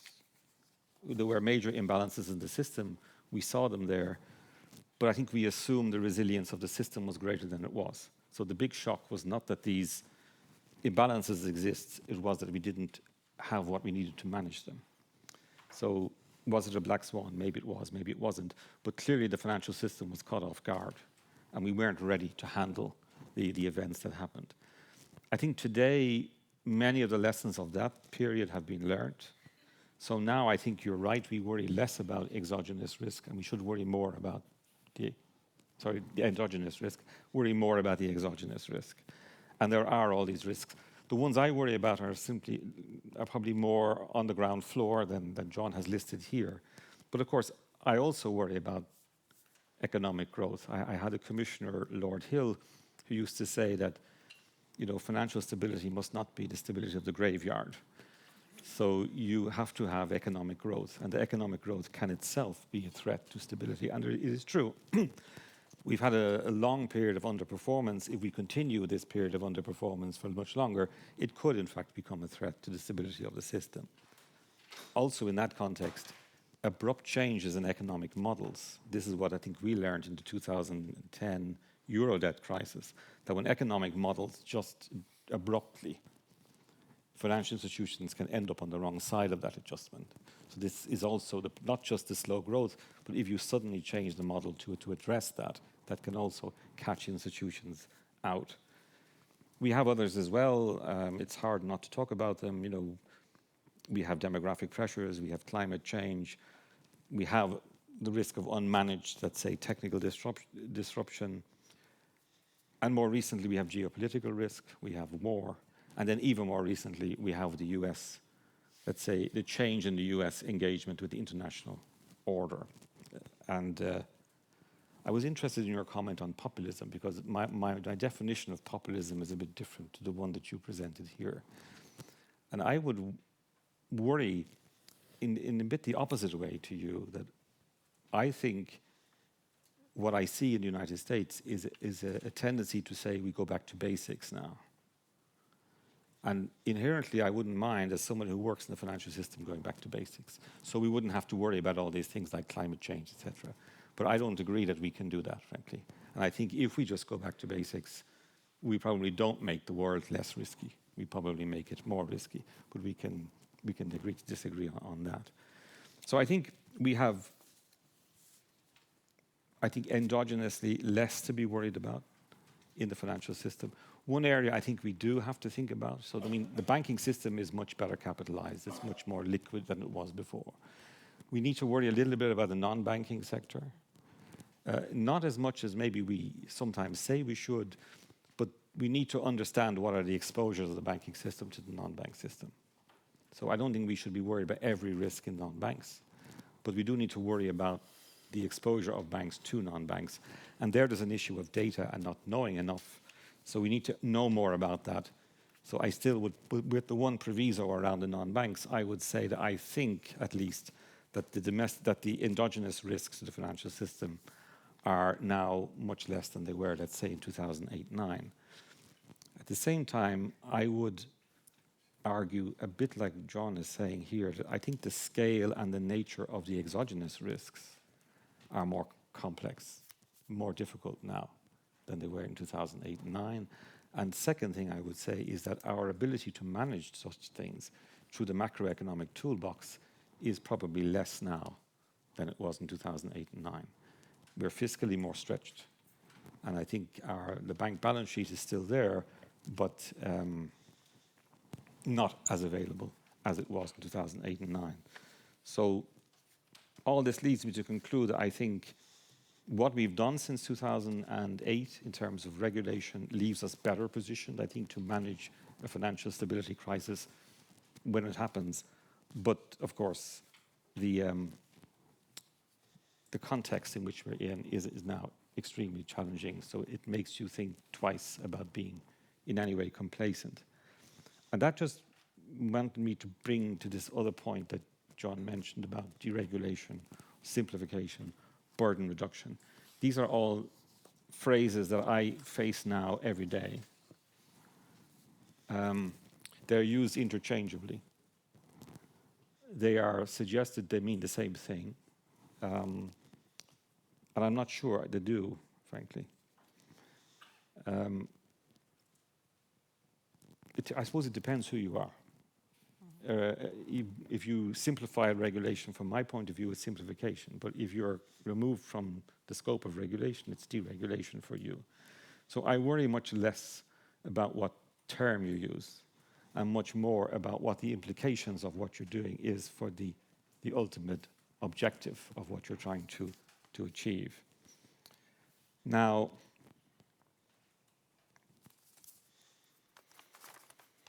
I'm in favor, I think, of simplification, deregulation, burden reduction, whatever you call it. But I do think we have to be clear about the objective of what we're doing. There is a sense out there that simplification is all about removing total redundancies from the regulation, that we have a load of regulation full of redundancies that have absolutely no function. But most things in regulation have been put there for some purpose. You may no longer think that purpose is worth the effort. You may no longer prioritize that purpose. But if you take something out of regulation, it is very unlikely that it's a simple redundancy. Something is not going to be done. Some report is not going to be made. Some monitoring is not going to happen because you remove it. And so I think we have to understand that. Does that mean I'm against it? Absolutely not. I think there's a lot to be said about simplifying or deregulating or whatever you want to call it, the framework. I think the financial sector is complex, so financial regulation is by definition complex to manage it. But whether it needs to be as complex as it is, I think is a legitimate question. I think also in the EU context, we take complex regulation, which is, as I said, complex by nature of the sector, and we add complication to it by the process, because we have to apply this complex regulation in a very complex environment. We have 27 specific jurisdictions, which gives us very complicated level 1, so primary law. Because we have complicated primary law, we get complicated secondary law, and then we get complicated guidance on the secondary law. So I think I'm very open to the discussion of deregulation or simplification or burden reduction, whatever we want to call it, so long as it takes place in the right context and as long as it's clear that you fully understand the trade-offs that you're making. And that in this simplification process, we don't fundamentally compromise the objectives that we set. And that's where I'm a little bit worried about this discussion that John was hinting at. Because if you remember, in 2008 and 2009, we uncovered this regulatory cycle which starts with a financial crisis, and people like me are paid huge amounts of money to re-regulate the system massively. Huge? Then at some point, not bad, and then at some point, a discussion starts on growth and competitiveness. I think I remember it was normally 15 years later. It sounds familiar, because here we are, 15 years later, having this conversation on growth and competitiveness. We decide to calibrate, deregulate, whatever we call it, and then we start a process which leads again to a deregulation and then ultimately sets us up for the next financial crisis. Now, we promised in 2008 and 2009 we would not do that. I think we should stick with that promise. So nothing wrong with deregulating so long as it takes place in the right context, as long as all the trade-offs are fully understood, and as long as we don't compromise the ultimate objective while we're doing it. So I want to wrap up by saying I think we probably are in a better position endogenously to manage the shocks. But I think the sources of shocks from the outside are now more complex, They're becoming more complex by the day, actually. So we have to be very careful. I think we do need to get the balance right between regulation and growth, and we do need to stimulate growth, so it's a totally legitimate discussion to talk about that balance. But again, we have to get the calibration right. So I would agree with some of what John has said in terms of where we need to look, but I might not be willing to go as far as he wants to go. I'll stop there, thanks. Thank you. Nicolas, what's your take? This was already very rich, so I'm sure you had good connection points. So I'll, you know that observation of, I think it was a US congressman who said at the end of a debate, you know, everything has been said, but not everybody has said it, so let's well, first I want to emphasize that by the technical standards of academia, and John knows that, I don't count as an academic, so there's two of us, John. I'll start with a quote, which is dated because it starts with the word man. Man in his elemental state is a peasant with a possessive love of his turf, a mercantilist who favors exports over imports, a populist who distrusts banks, especially foreign banks, a monopolist who abhors competition, a xenophobe who feels threatened by strangers and foreigners, and above all, a child who wants to have his cake and eat it too. So it sounds like this quote was written for this week, with the exception of the lack of gender balance. That was Charles Kindleberger in 1984, which is a way of saying, you know, nothing new under the sun.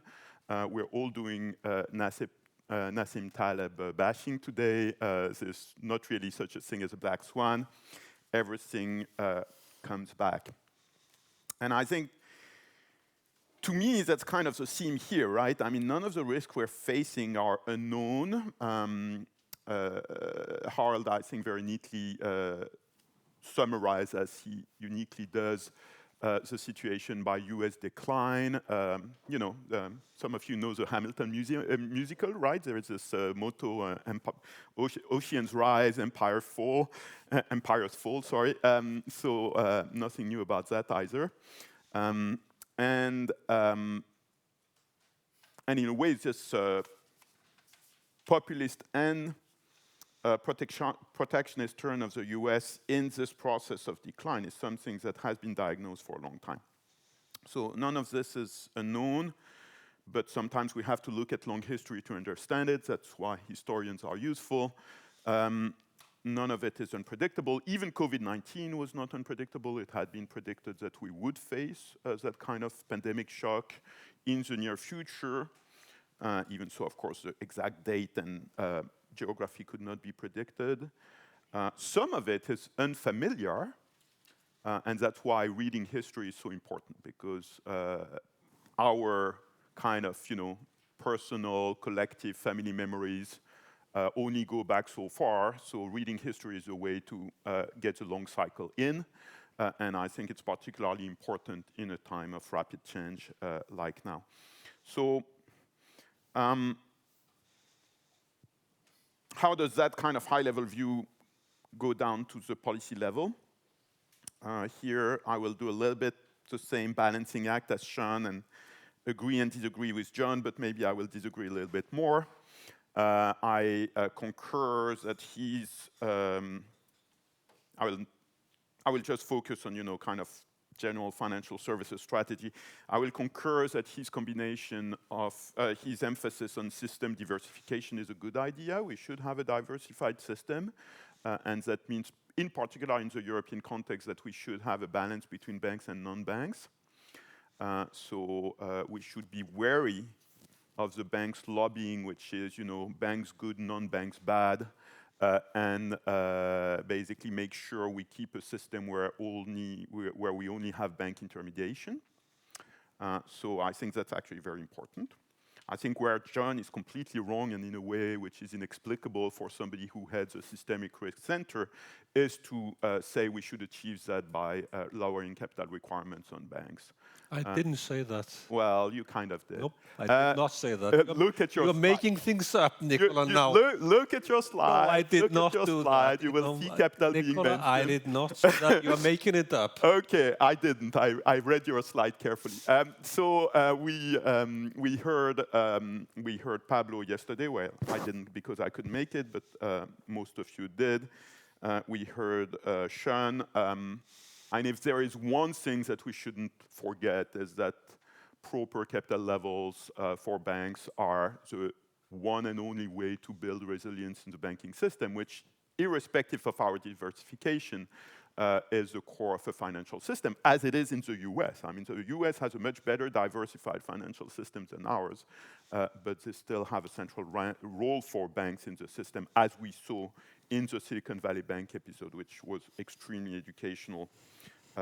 So essentially, when you hear people say, oh, the risk is in non-banks, that's generally in diversion. I remember financial stability conferences circa 2006, 2007, when very important people, including from central banks and financial stability community, were saying the next crisis will come from private equity and hedge funds. We know how that went. I think we're in that kind of cycle now, but really it's very important that the Commission is able to resist the pressure from banks, which, irrespective of conditions, will always say lower our capital requirements now. That's a kind of permanent feature. So I understand the Commission is resisting. It's not easy because some parts of the policy community are lobbying for the banks. I'm not going to name names here, but it's important. So does that mean no simplification? Of course it doesn't mean that. Sean said that. There has to be a need for simplification. If you look at the European Union and especially Eurozone context, the main source of simplification is the awkward way in which European decision-making coexists with national decision-making. This is no longer the case in micro-prudential supervision, at least for as far as off-site supervision is concerned. It is the case in macro-prudential supervision. So I think if you address the compromise that was made a decade and a half ago, that was, basically micro-prudential goes to the SSM, macro-prudential stays basically national.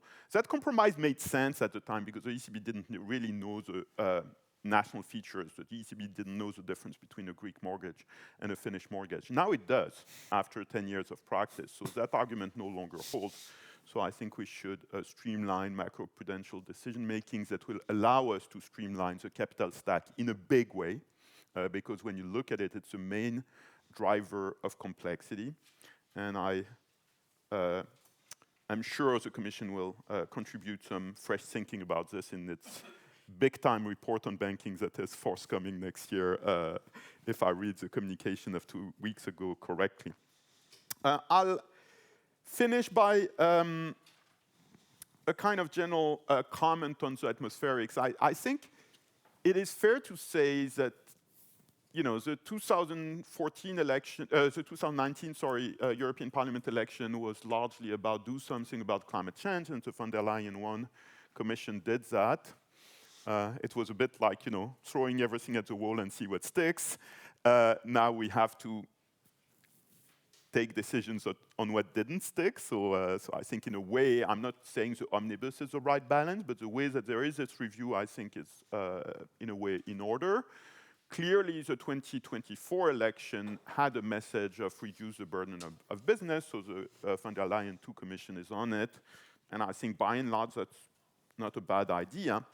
But the interesting thing is that with what is happening in the US, coming back to not necessarily unpredictable, but maybe unforeseen events, the theme of systemic risk is coming back big time. And basically, we've all spent the last few months saying, systemic risk is out, competitiveness is in. I'm not sure that's even true today.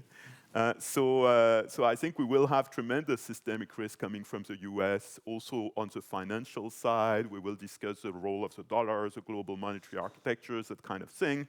And therefore, I think we already have to project ourselves in an environment in which, yes, we need to care about competitiveness, but we also have to care a lot about systemic risk. Let me stop here. Thank you, Nicolas. Just on your last point, it's what keeps me up at night, this tension right now that we have between wanting to be competitive in the global sphere, especially if we see that there are tendencies to deregulate in the United States. And at the same time, I also really think that systemic risks are increasing, and they are also increasing in ways that we did not foresee just a year ago. No, so because now everything is being linked to each other. So all of a sudden, the threats are there. I think they are less predictable. I'm with you, John, that you said that we were all preparing for another 2008 type of financial crisis. We have, I think, a very good framework in place in terms of micro and macroprudential and liquidity buffers. Maybe you can clarify in a second what you meant. I also understood that you thought these buffers are not relevant and may even be harmful to have these types of buffers. I mean, the lesson for me as a regulator or linked to also the supervisory arm of the ECB is a little bit, so what should we do now? Do you think we should lower macroprudential requirements? Should we as central banks be prepared for other types of risks? I know that in the US they are just going the other way, no? The designated Vice Chair of Supervision, Mickey Bowman, she said that supervisors should focus on their bread and butter liquidity solvency issues and not on everything else that is out there. How do you see that, John? So first of all, I said nothing about capital buffers or liquidity buffers. However, right, if you take the liquidity buffers in an age of AI and the way we calibrate the LCR, those assumptions might well be outdated given the way AI speeds up liquidity management in the bank. So certainly we need rethinking here. There are two. I agree and disagree with what you're saying, which is that the way macro-pru has, first of all, the banks need to have the right amounts of capital. The banks need to have the right amount of liquidity. We do not want the type of run-off risks we saw in 2008. I'm fully in agreement of that. It's how we inform these buffers that bothers me slightly. And the philosophy, I read the Basel III Accords in their entirety, and the way there's an underlying philosophy. Whether it's actually that underlying philosophy is translated into actions is a different matter. The underlying philosophy is that we have an authority that knows what risk is. We can measure that risk and use that risk to inform buffers that then protect us. And I think that is the wrong way of going about it, because the risk is fundamentally non-measurable. We cannot quantify the risk. So the way we inform the buffers is by a technique that might not work. And if you see how regulation, so if you see how regulation progresses about controlling the micro risks, and if you see how we want to bring the shadow banking or the non-bank bank system under a Basel III umbrella, that is a direction that goes into the wrong direction. And one of the best things ever to come out of Brussels was the Capital Markets Union, which then of course died. But the shadow banking is all about non-bank financial intermediation. So instead of bringing the non-bank banks or shadow banks, whatever you call them, under a Basel III type umbrella, which is very much the direction of travel, if you see how and see the discussion, I think we should do the opposite. We should leverage the non-bank banks as a entity that provides financial intermediation, but we do not need to protect the consumers. There is no systemic concerns, but they can significantly lower the cost of financial intermediation to basically, it's a win-win-win proposal. So basically, to my mind, the direction of travel in macro-pru since 2008 has been basically wrong. That is, capital buffers and liquidity buffers I agree with, but the underlying philosophical methodology, to my mind, has been misguided. So, Jean, any views on macroprudential treatment of NBFIs, as the shadow banks are now called? Yeah, I mean, I think there's quite a bit of confusion around this discussion, and I have to admit maybe we don't help it in the way that we talk about NBFI. I turn to Klaus. We had an old friend, Max Watson, who used to say to me that what we did in 2008-9 was to shift risk from the banks to the non-banks. And so what we did, in fact, was to shift a stability risk to a recession risk. And that was okay. So we should just make sure that, put the risk where the risk can be borne. And that's probably all right, except in the interim, that side of the market has grown massively in terms of value and volume. So it's now much, much bigger than it was when Max and I were talking about it. Now, maybe we should have anticipated, and other anticipated it would go that big, but it has grown much bigger than we expected. The second thing is we don't know an awful lot about it.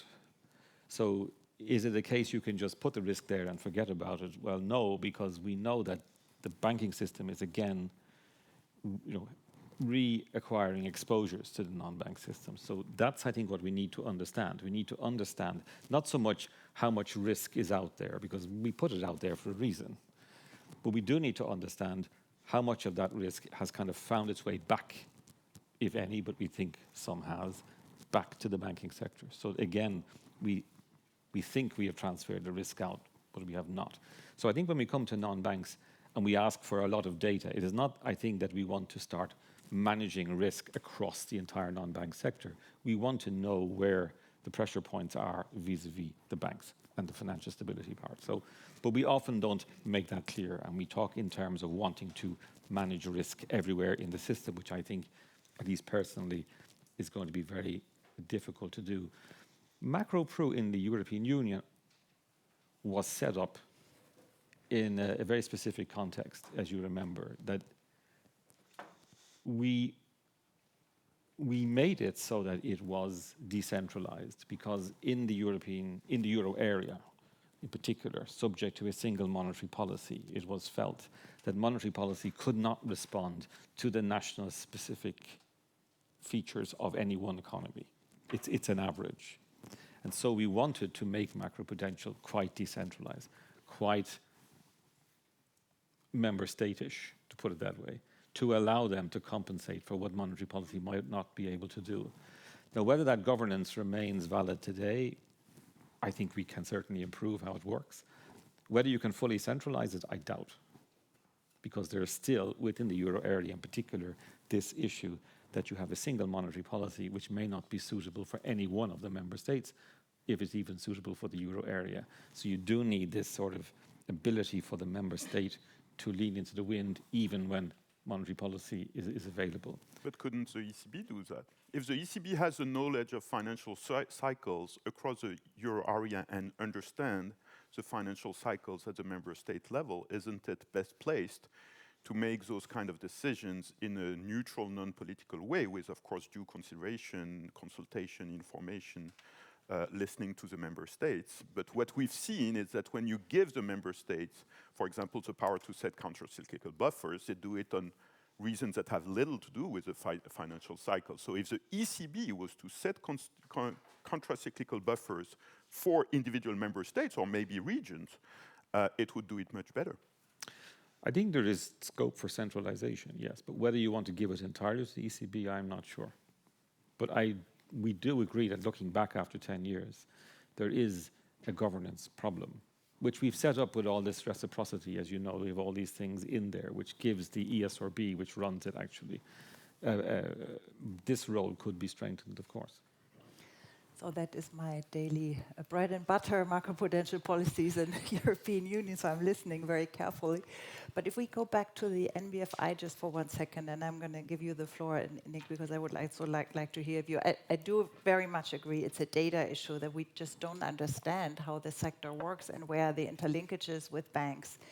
So it's an issue of sharing data within Europe, but it's of course also an international issue, no? Because the largest MBFI out there, they're hedge funds and so on, they sit elsewhere in the world. And there the data sharing and the information sharing becomes even more difficult, and the Financial Stability Board, we have a lot of discussions on what can be done and what can be improved, but for that, of course, you need the willingness to collaborate internationally. So, Nick, I don't know, you are on both sides of the Atlantic, so how do you see this? Well, I have an additional affiliation, actually.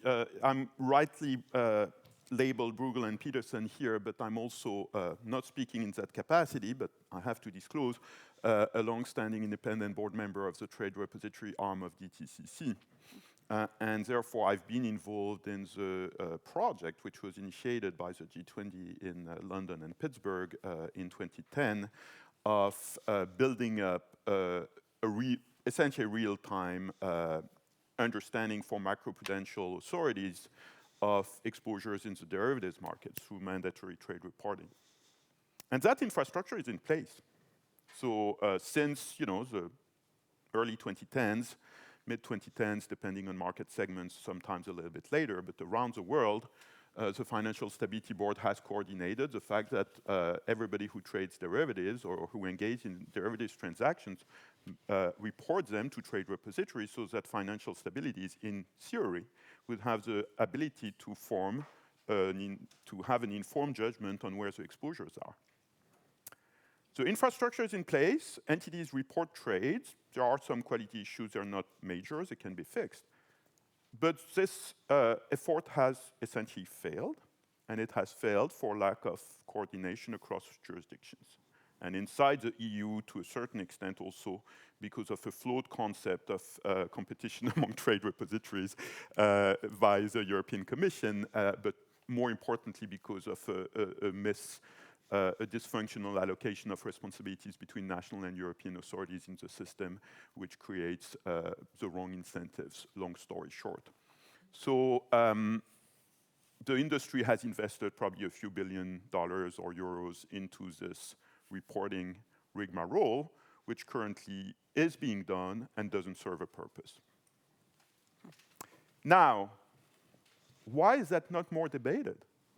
Why don't we have a post-mortem analysis? Why don't we have an open discussion of how to fix that situation, which should be eminently fixable? Because again, the reporting happens. There is zillions of data being generated every day as we speak in that infrastructure. I think it would be good to have that debate, because probably that kind of thing is exactly what we need to understand the system holistically. This includes banks and non-banks, and to understand the exposures as they form, and for you, Cornelia, and others, to be able to track them. So really here I'm calling for a more open debate about this policy failure. Thanks. Sean? No, I just wanted to say that I come from the Commission, so nobody gives us any data, so I am entirely neutral here, so I'm never going to get it anyway. But I remember one of the first times I addressed this was about 2006. I was in an ECB conference, and I've been discussing this ever since. And at that time, it is interesting because I was also at this FSB meeting where, at the international level, the same discussion is taking place and the same reasons are given why data is not transferred. So they talk about legal risks, which I've never really seen, and if they're there, we can remove them through European law. Then I'm told it's reputational risk. So one supervisor does not want to give it to another supervisor for reputational reasons, relationship reasons. Then there's the risk of leaks. They come up with many things. I have never really understood all of this, I must say. And I do think we could do a lot better, certainly within the EU, in terms of the way we transfer information, that is for sure. I think it has been a long-standing offer from the Commission to help. If we have to do something, we will do something. Now, when you go to the international level, of course, those same discussions become, they re-emerge even more, I think, acutely, and there's no Commission to do anything. So it just seems to me that there's an unwillingness among supervisors to share those kind of information, particularly entity-specific information. But even anonymized entity-specific information seems to be a problem. But it is, in my opinion, something we could maybe not solve entirely, but we could certainly make better, and we could certainly make better in the EU, for sure. And it would also reduce all these reporting requirements that we are always trying to... Yes, we can simplify as well. That's great, huh?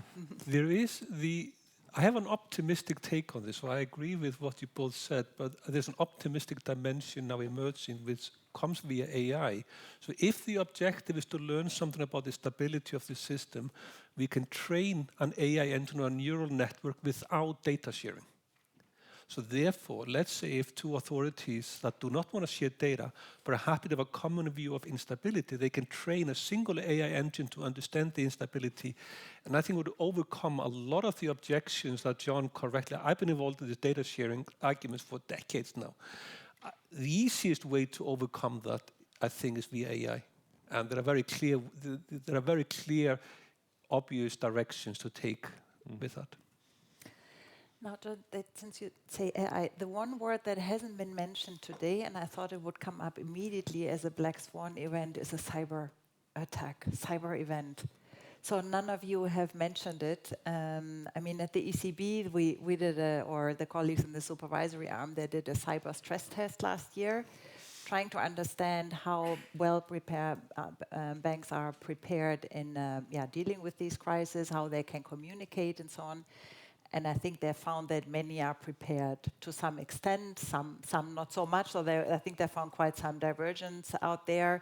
So, and I've heard anecdotally that actually the bank CROs found it very useful because finally they were forced, their superiors were forced to listen to them. So because these type of issues are very often put to the side. So I'd like to hear from you a little bit where you think how the banks can prepare, or the authorities. I've been involved with the AI, with the cyber dimension to stability for some time, and I think it all came because the FSB about 8 years ago asked me to do a presentation on the topic, and I had no idea what the risk was, so I had to spend some time preparing for it. But when I think about cyber I think we need to, when we think about risks, to my mind, we have to both consider financial system instabilities and technology instabilities, and the risks lie on the intersection. A lot of discussion of cyber is dominated by IT people who do not really understand finance. And therefore we get, what if we take down the payment system, we take down this, that, or the other. It's a terrible thing. Yes and no. So imagine someone launches a successful cyber attack today, April 4, 2025, and compare a similar cyber attack on September 30th, 2008. Same attack in 2008 would have made a crisis much, much, much worse because we already had the liquidity strain, the confidence in the authorities was at a low. So that cyber attack would have acted as an already systemic crisis amplifier. Today, the same attack would probably be managed properly by the authorities, and probably have a proper communication playbook and the like. So one needs to think about the intersection of a cyber attack with an already existing vulnerability. And if I was doing this for a living, and at one point I was asked by we had an event with some of the UK Defence Department authorities on an attack if a hostile nation state did an attack on the UK, which is that if you want to do an event of that type, I think you need to do two things: manufacture a liquidity crisis and a cyber crisis to happen at the same time. So the reason why I'm fairly relaxed is because most of the discussion focuses only on cyber, which to my mind does not in isolation rise to the level of systemic. We need something more, but that's not where most of the discussion I see tends to be. Yeah, I mean, I think things have improved on cyber. I mean, when I first came to this job, the first thing I did was attend a conference on cyber threats, and it was very interesting because it was a combination of the public and private sector. And not only were the public sector refusing to talk about sharing information, but the private sector were also talking about not sharing information with each other for commercial reasons. So they were kind of hiding the fact that they'd been subject to a cyber attack because they didn't want a reputational risk. Two things I think happened. First of all, cyber became much more prominent as a discussion, and so banks used to come to me and talk about how cyber was the one thing kept them awake at night, but they'd no profit, so they couldn't spend on it. Now they have plenty of profit, so hopefully they're spending a lot more money on cyber. The second thing that happened is that they did in fact start speaking to each other. Yeah. And it is interesting that in the private sector, they learned that even where the commercial risk is quite high of sharing this information, they understood that there was a benefit to sharing information for everybody. Because what they discovered, of course, was that if the Bank of Veron could be attacked by cyber, well, the next day I could be attacked by the same person. So the quicker I knew about it, the better. And likewise. So they began... There will be a day's lag? Yeah, exactly. So they began to understand why information sharing was good. Maybe the public sector should also think a little bit more this way. The third thing, of course, we introduced DORA, this piece of legislation, which is the kind of poorer sibling of the MiCA. MiCA gets all the attention, the crypto assets regulation, but DORA is probably, in many ways, the more important piece. Has been very well received and kind of codifies how companies, how banks, how financial institutions should organize their defenses against cyber.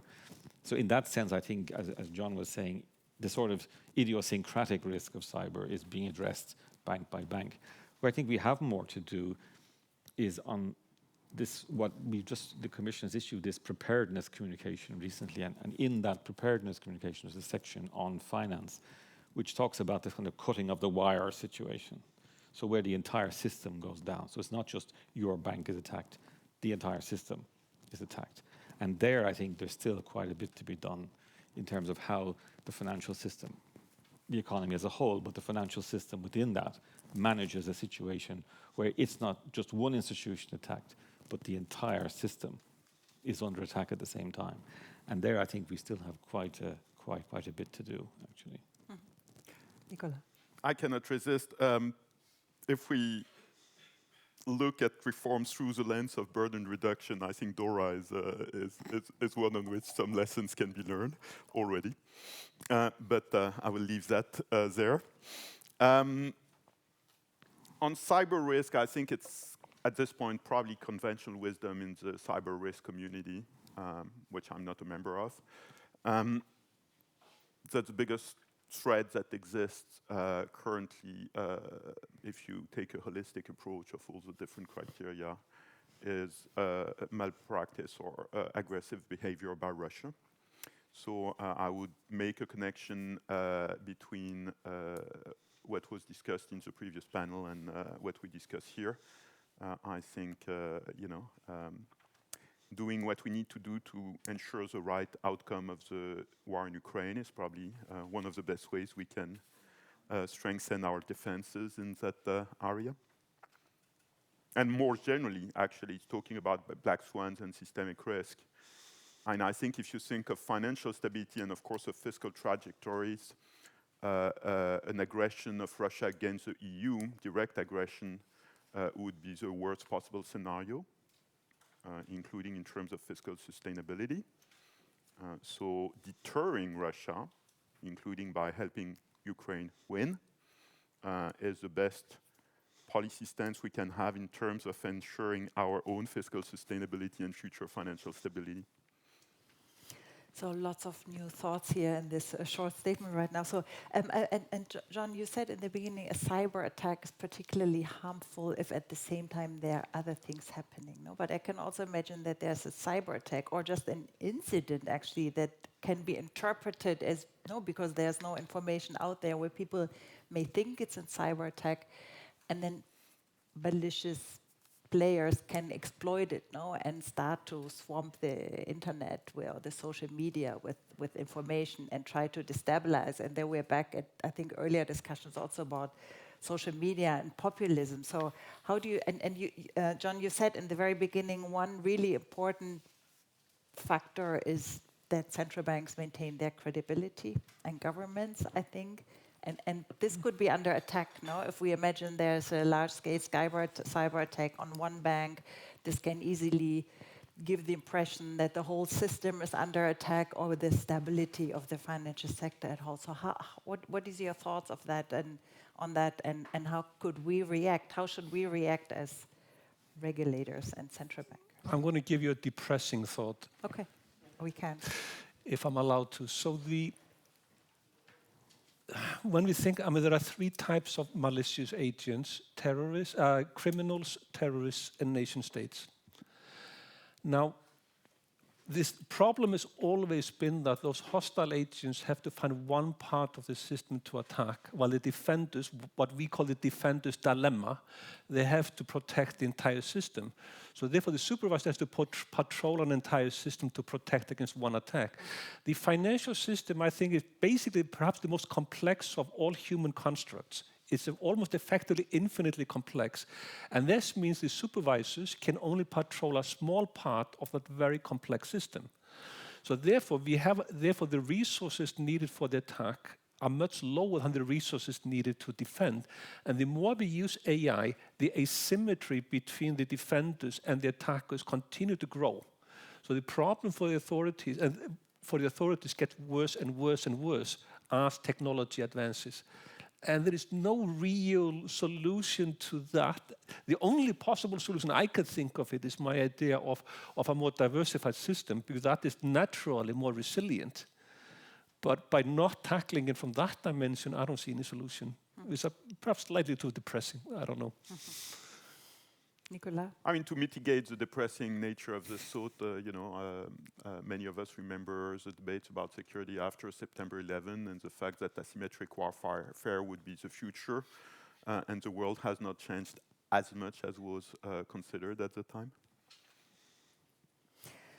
So, Nicolas, one question, if we think of potential external threats now, I mean, we talked earlier, of course, about the tariffs wars that has started right now. So there can be other measures of foreign governments to influence us. And so I'm thinking now of the Mar-a-Lago Accord. I think someone already mentioned. I don't remember. Is this a public session, or are we under Chatham House? Public. Public. So I think it's important. Good to know. Good to know. Is that a black swan type of event? Yeah. So the essence of the Stephen Miran paper, as I read it, and I don't take it as a proxy for the policy of the Trump administration by any means. Actually, Stephen Miran himself has said that on Bloomberg, that we shouldn't take it as a proxy, and apparently he had been humbled by his early experience in government. The sense of the paper is to say we can advantageously replace, as a driver of the hegemony of the US dollar in the global monetary system, trust with coercion. So we're going to lose trust, but that's fine because we can coerce. Whether that even makes any sense, I think, is debatable. My reading is that the US doesn't have the coercive capacity which would make that statement credible, but we can debate that. But I think it's interesting in terms of risk thinking, because that means that there are, and of course I'm stating the obvious by saying that there are impulses in the current US administrations that are highly antagonistic to what we still, by habit of mind, call allies. So I think that's what has to drive our risk understanding.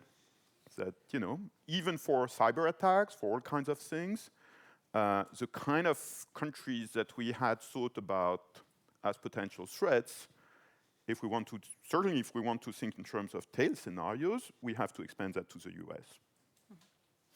So that brings me to the whole aspect of strategic autonomy, which I think is also really relevant in the financial sector. And so one element where I think we are very dependent on the US, for instance, is the payments area. We use MasterCard, PayPal, Apple Pay, you name it. But so is now the time for the digital euro to come? Maybe, Jean, I can give it to you.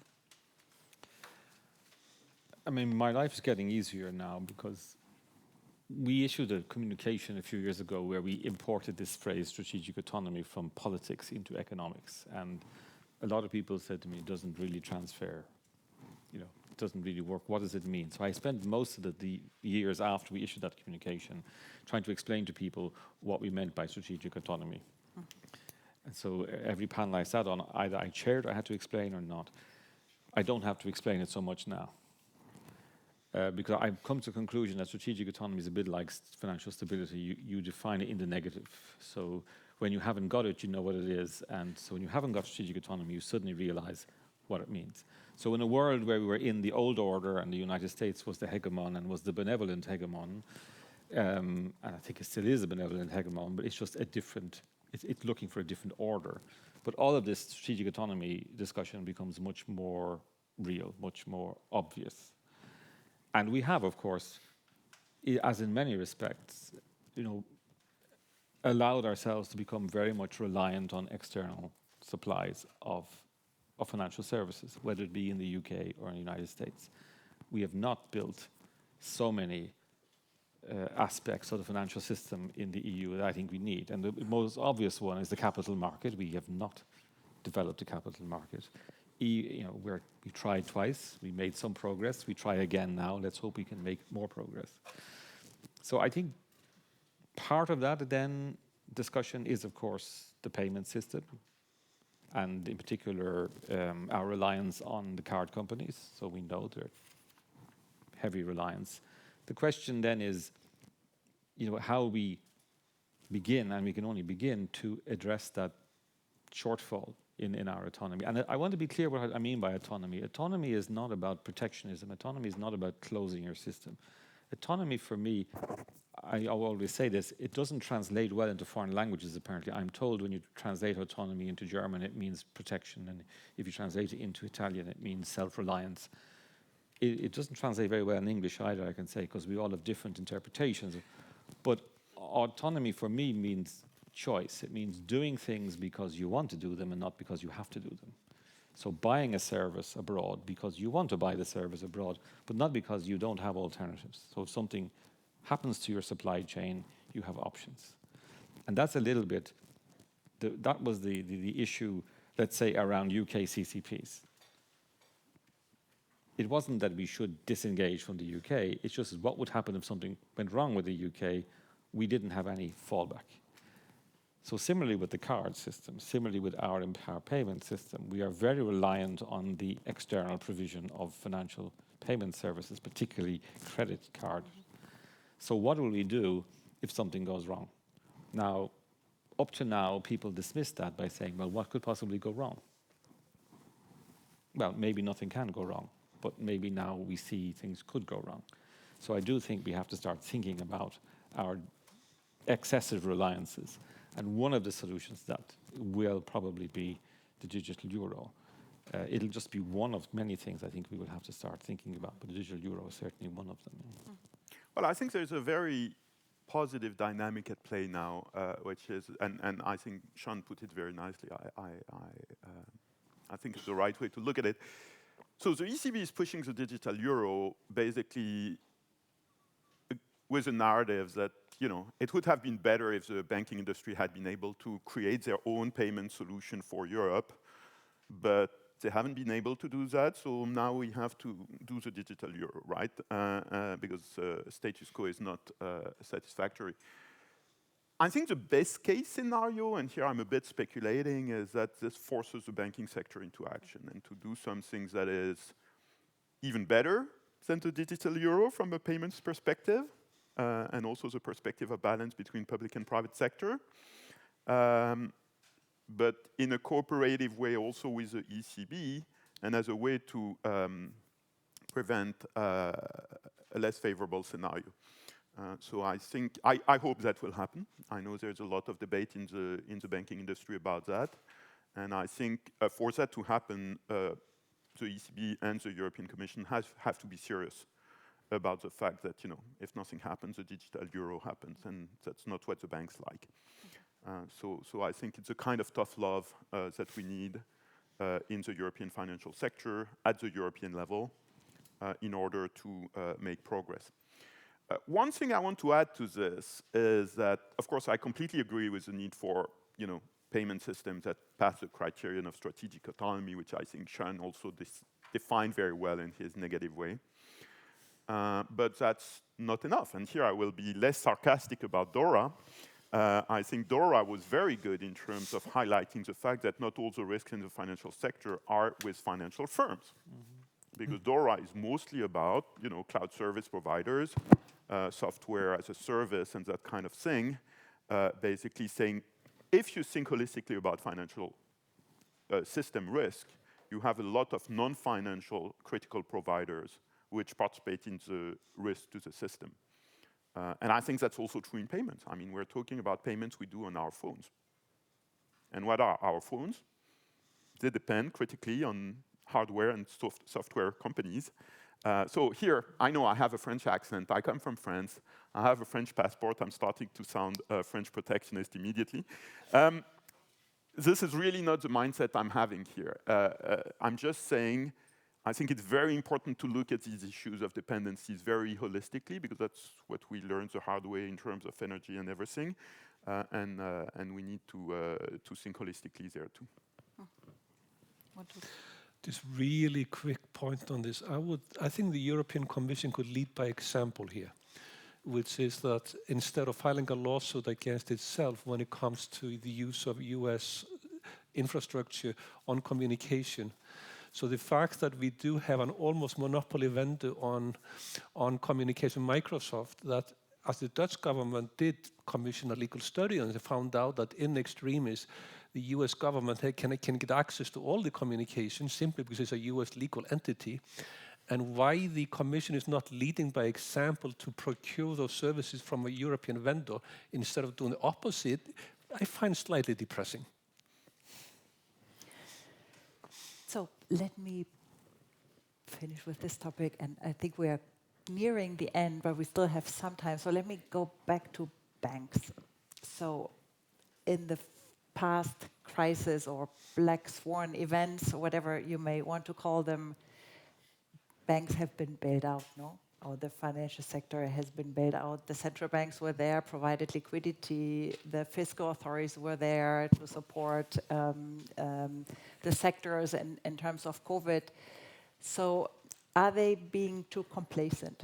So the fiscal space is much reduced compared to previous crises. Central banks also still have very large portfolios, at least the ECB, so we haven't been able to run down yet, and so we have less space maybe available. And then also the types of crises that may come in the future, as we have discussed, may be different ones. But Nicola, I see. No, I mean, I'm a bit hesitant to use this vocabulary of bailout because it can mean so many different things. It can mean, reimbursing shareholders. It sounds crazy, but we did that. RBS, what was the name? IKB. Bear Stearns. So we easily forget that in 2007, 2008, we had the default case was we reimbursed shareholders to an extent. Well, there was controversy when this was done with Credit Suisse, but remember, with Credit Suisse, there was no use of public money in the end. So, I mean, liquidity, but making a profit. So there are all these different things. There is bailing out shareholders, horrible. We no longer do that. Bailing out creditors, depending on seniority, more or less horrible. Providing liquidity and making money by providing liquidity, what's not to like? It's Bailout. So I think when we talk about and of course triggering systemic risk exemptions on deposit insurance, not great, but better than reimbursing unsecured creditors. So I would call for a very nuanced approach here. Of course, there will be a public reassurance to the financial system. This is important. I wouldn't even say inevitable because I think it's a feature, not a bug. The financial system has to provide confidence that your deposits are safe and that kind of thing. But at the same time, I think we have made a lot of progress in reducing the moral hazard in the system. We can make much more progress if we complete the banking union. For those who lost track of the development, the only country which is credible at this point in applying BRD in the spirit of BRD is Denmark, outside of the banking union. So let's bring up the performance, and I give credit to Elke and everybody who built up the SRB, but let's bring up the practice of the SRB to the Danish practice, and the practice of the Eurozone to the Danish practice, and we will have made further progress. And for that, you need to complete the banking union. So we can do better. But I think this issue of bailout has to be taken in a very nuanced way. Even after Silicon Valley Bank, the US is doing better than we do at managing this moral hazard. And Silicon Valley Bank was a disaster in terms of US management of moral hazard. So you have all these different levels. Now, at the end of the day, of course, you need public reassurance of certainly the payment system and more broadly the financial system, but with market discipline. So that should be the vision. Thank you. And I didn't mean bailing out banks. I should have used better terminology. I meant supporting, and not only the banks, but also the whole financial sector and economy, of course, at the same time. But John, you wanted to... Maybe if you allow me to be slightly controversial. And I'm going to make two controversial statements here. First of all, what Europe needs is more risk, unequivocally, because more risk supports growth, full stop. Secondly, fundamentally, one of the core functions of the central banks is to support that risk-taking. So therefore, to say the central bank should not provide bailouts, should not support the financial system, I think goes against the core mission of it. It is meant to be an ultimate backstop for an economy that grows more because it can take more risk. So therefore, what bailouts are almost universally seen as being a negative, I think is a very positive dimension to the existence of those things. Well, I think we agree on this, and I have no objection to the way you just put it, the way I did object to your last slide, but on capital levels. But the point should be, I think, allocation of risk. So basically, the risk should be carried, and the late Alberto Giovannini had very good ways to put that. The risk should be carried by those who are able to hold it. So that means, for example, that banks should not engage into risk-taking that shouldn't be for banks to engage into. But the problem with that argument, I agree with that. Conversely, if you allow, what we did discover in the experience of the 2007-8 crisis was that actually hedge funds and private equity, to everybody's pleasant surprise, were more loss absorbing than they had been given credit for.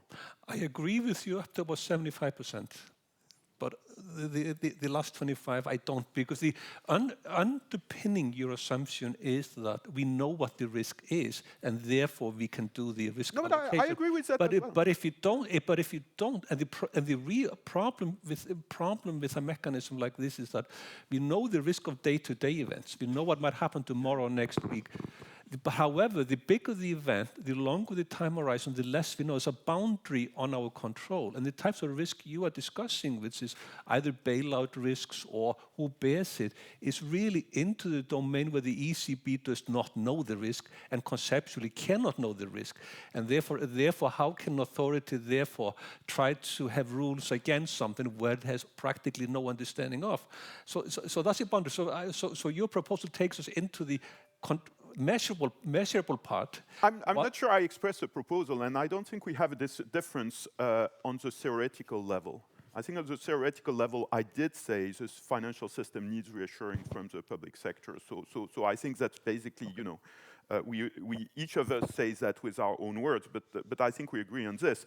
I think we can approach the ideal of good allocation of risk. For example, pension funds can take risks that banks cannot take, and that kind of thing. And we need deposit insurance in a way that we don't provide to, some other forms of investments, including, for example, investments in hedge fund and private equity. By the way, I have money in a venture capital firm, so I'm maybe having to declare an interest here.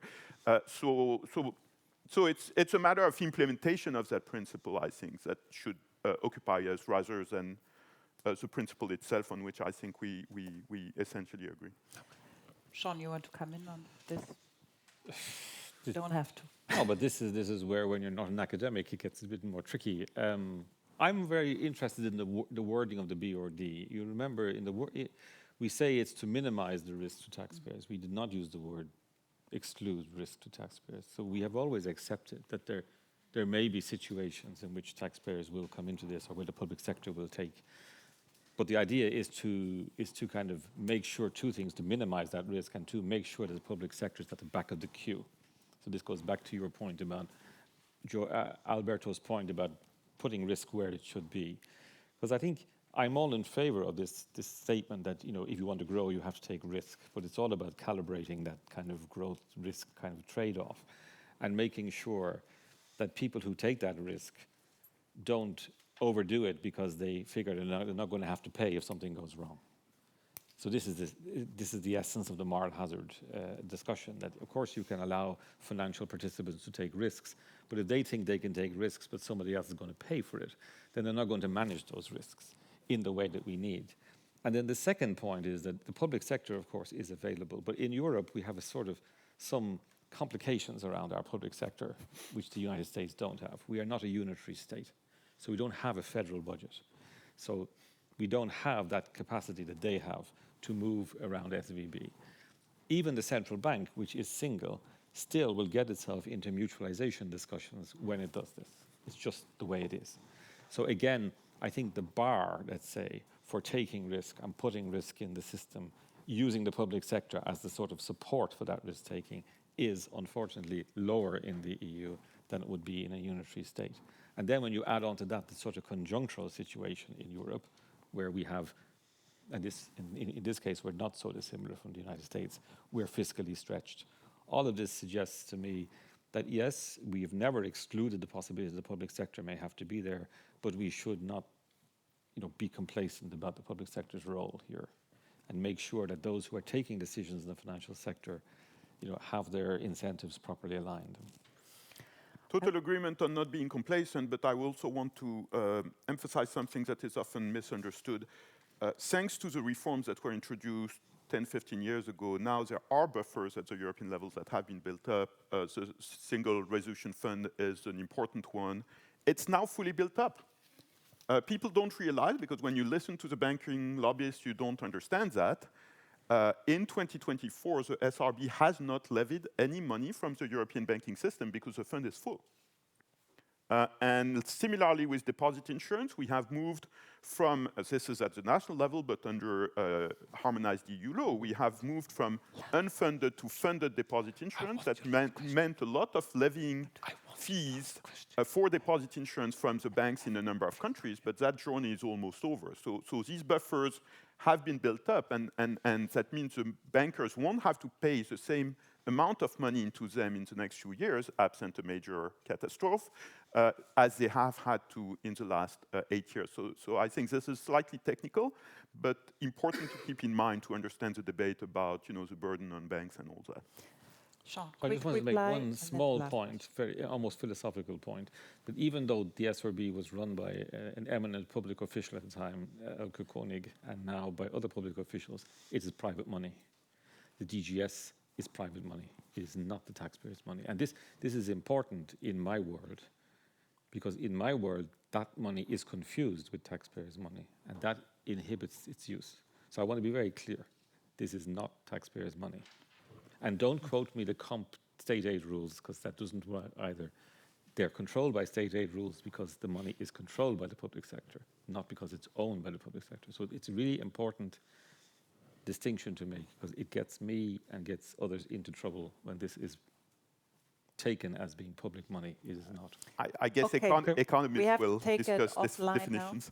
So, John, just one last thing. So what is your recommendation to the final, to us, in two sentences? Cornelia asked me about this before. So first of all, take a leaf from Keir Starmer in the UK and say that, who asks himself the question, why has the UK fallen 25% behind the United States in the past 15 years? What is America doing right that we are doing wrong? I would like the Commission to ask that question. And secondly, when faced with difficult problems like non-bank banks or AI, the first word to come out of Brussels should not be risk. The first word to come out of the mouth of Brussels should be opportunity. And I just see this risk mentioned again and again and again, controlled risk, and the language to me is anti-growth. The language should be opportunity. How can we take advantage of this for our betterment? Very good words. So with that, we conclude this panel. Thanks very much for your very lively interactions. But I think it's time for lunch now, right? Okay, thank you.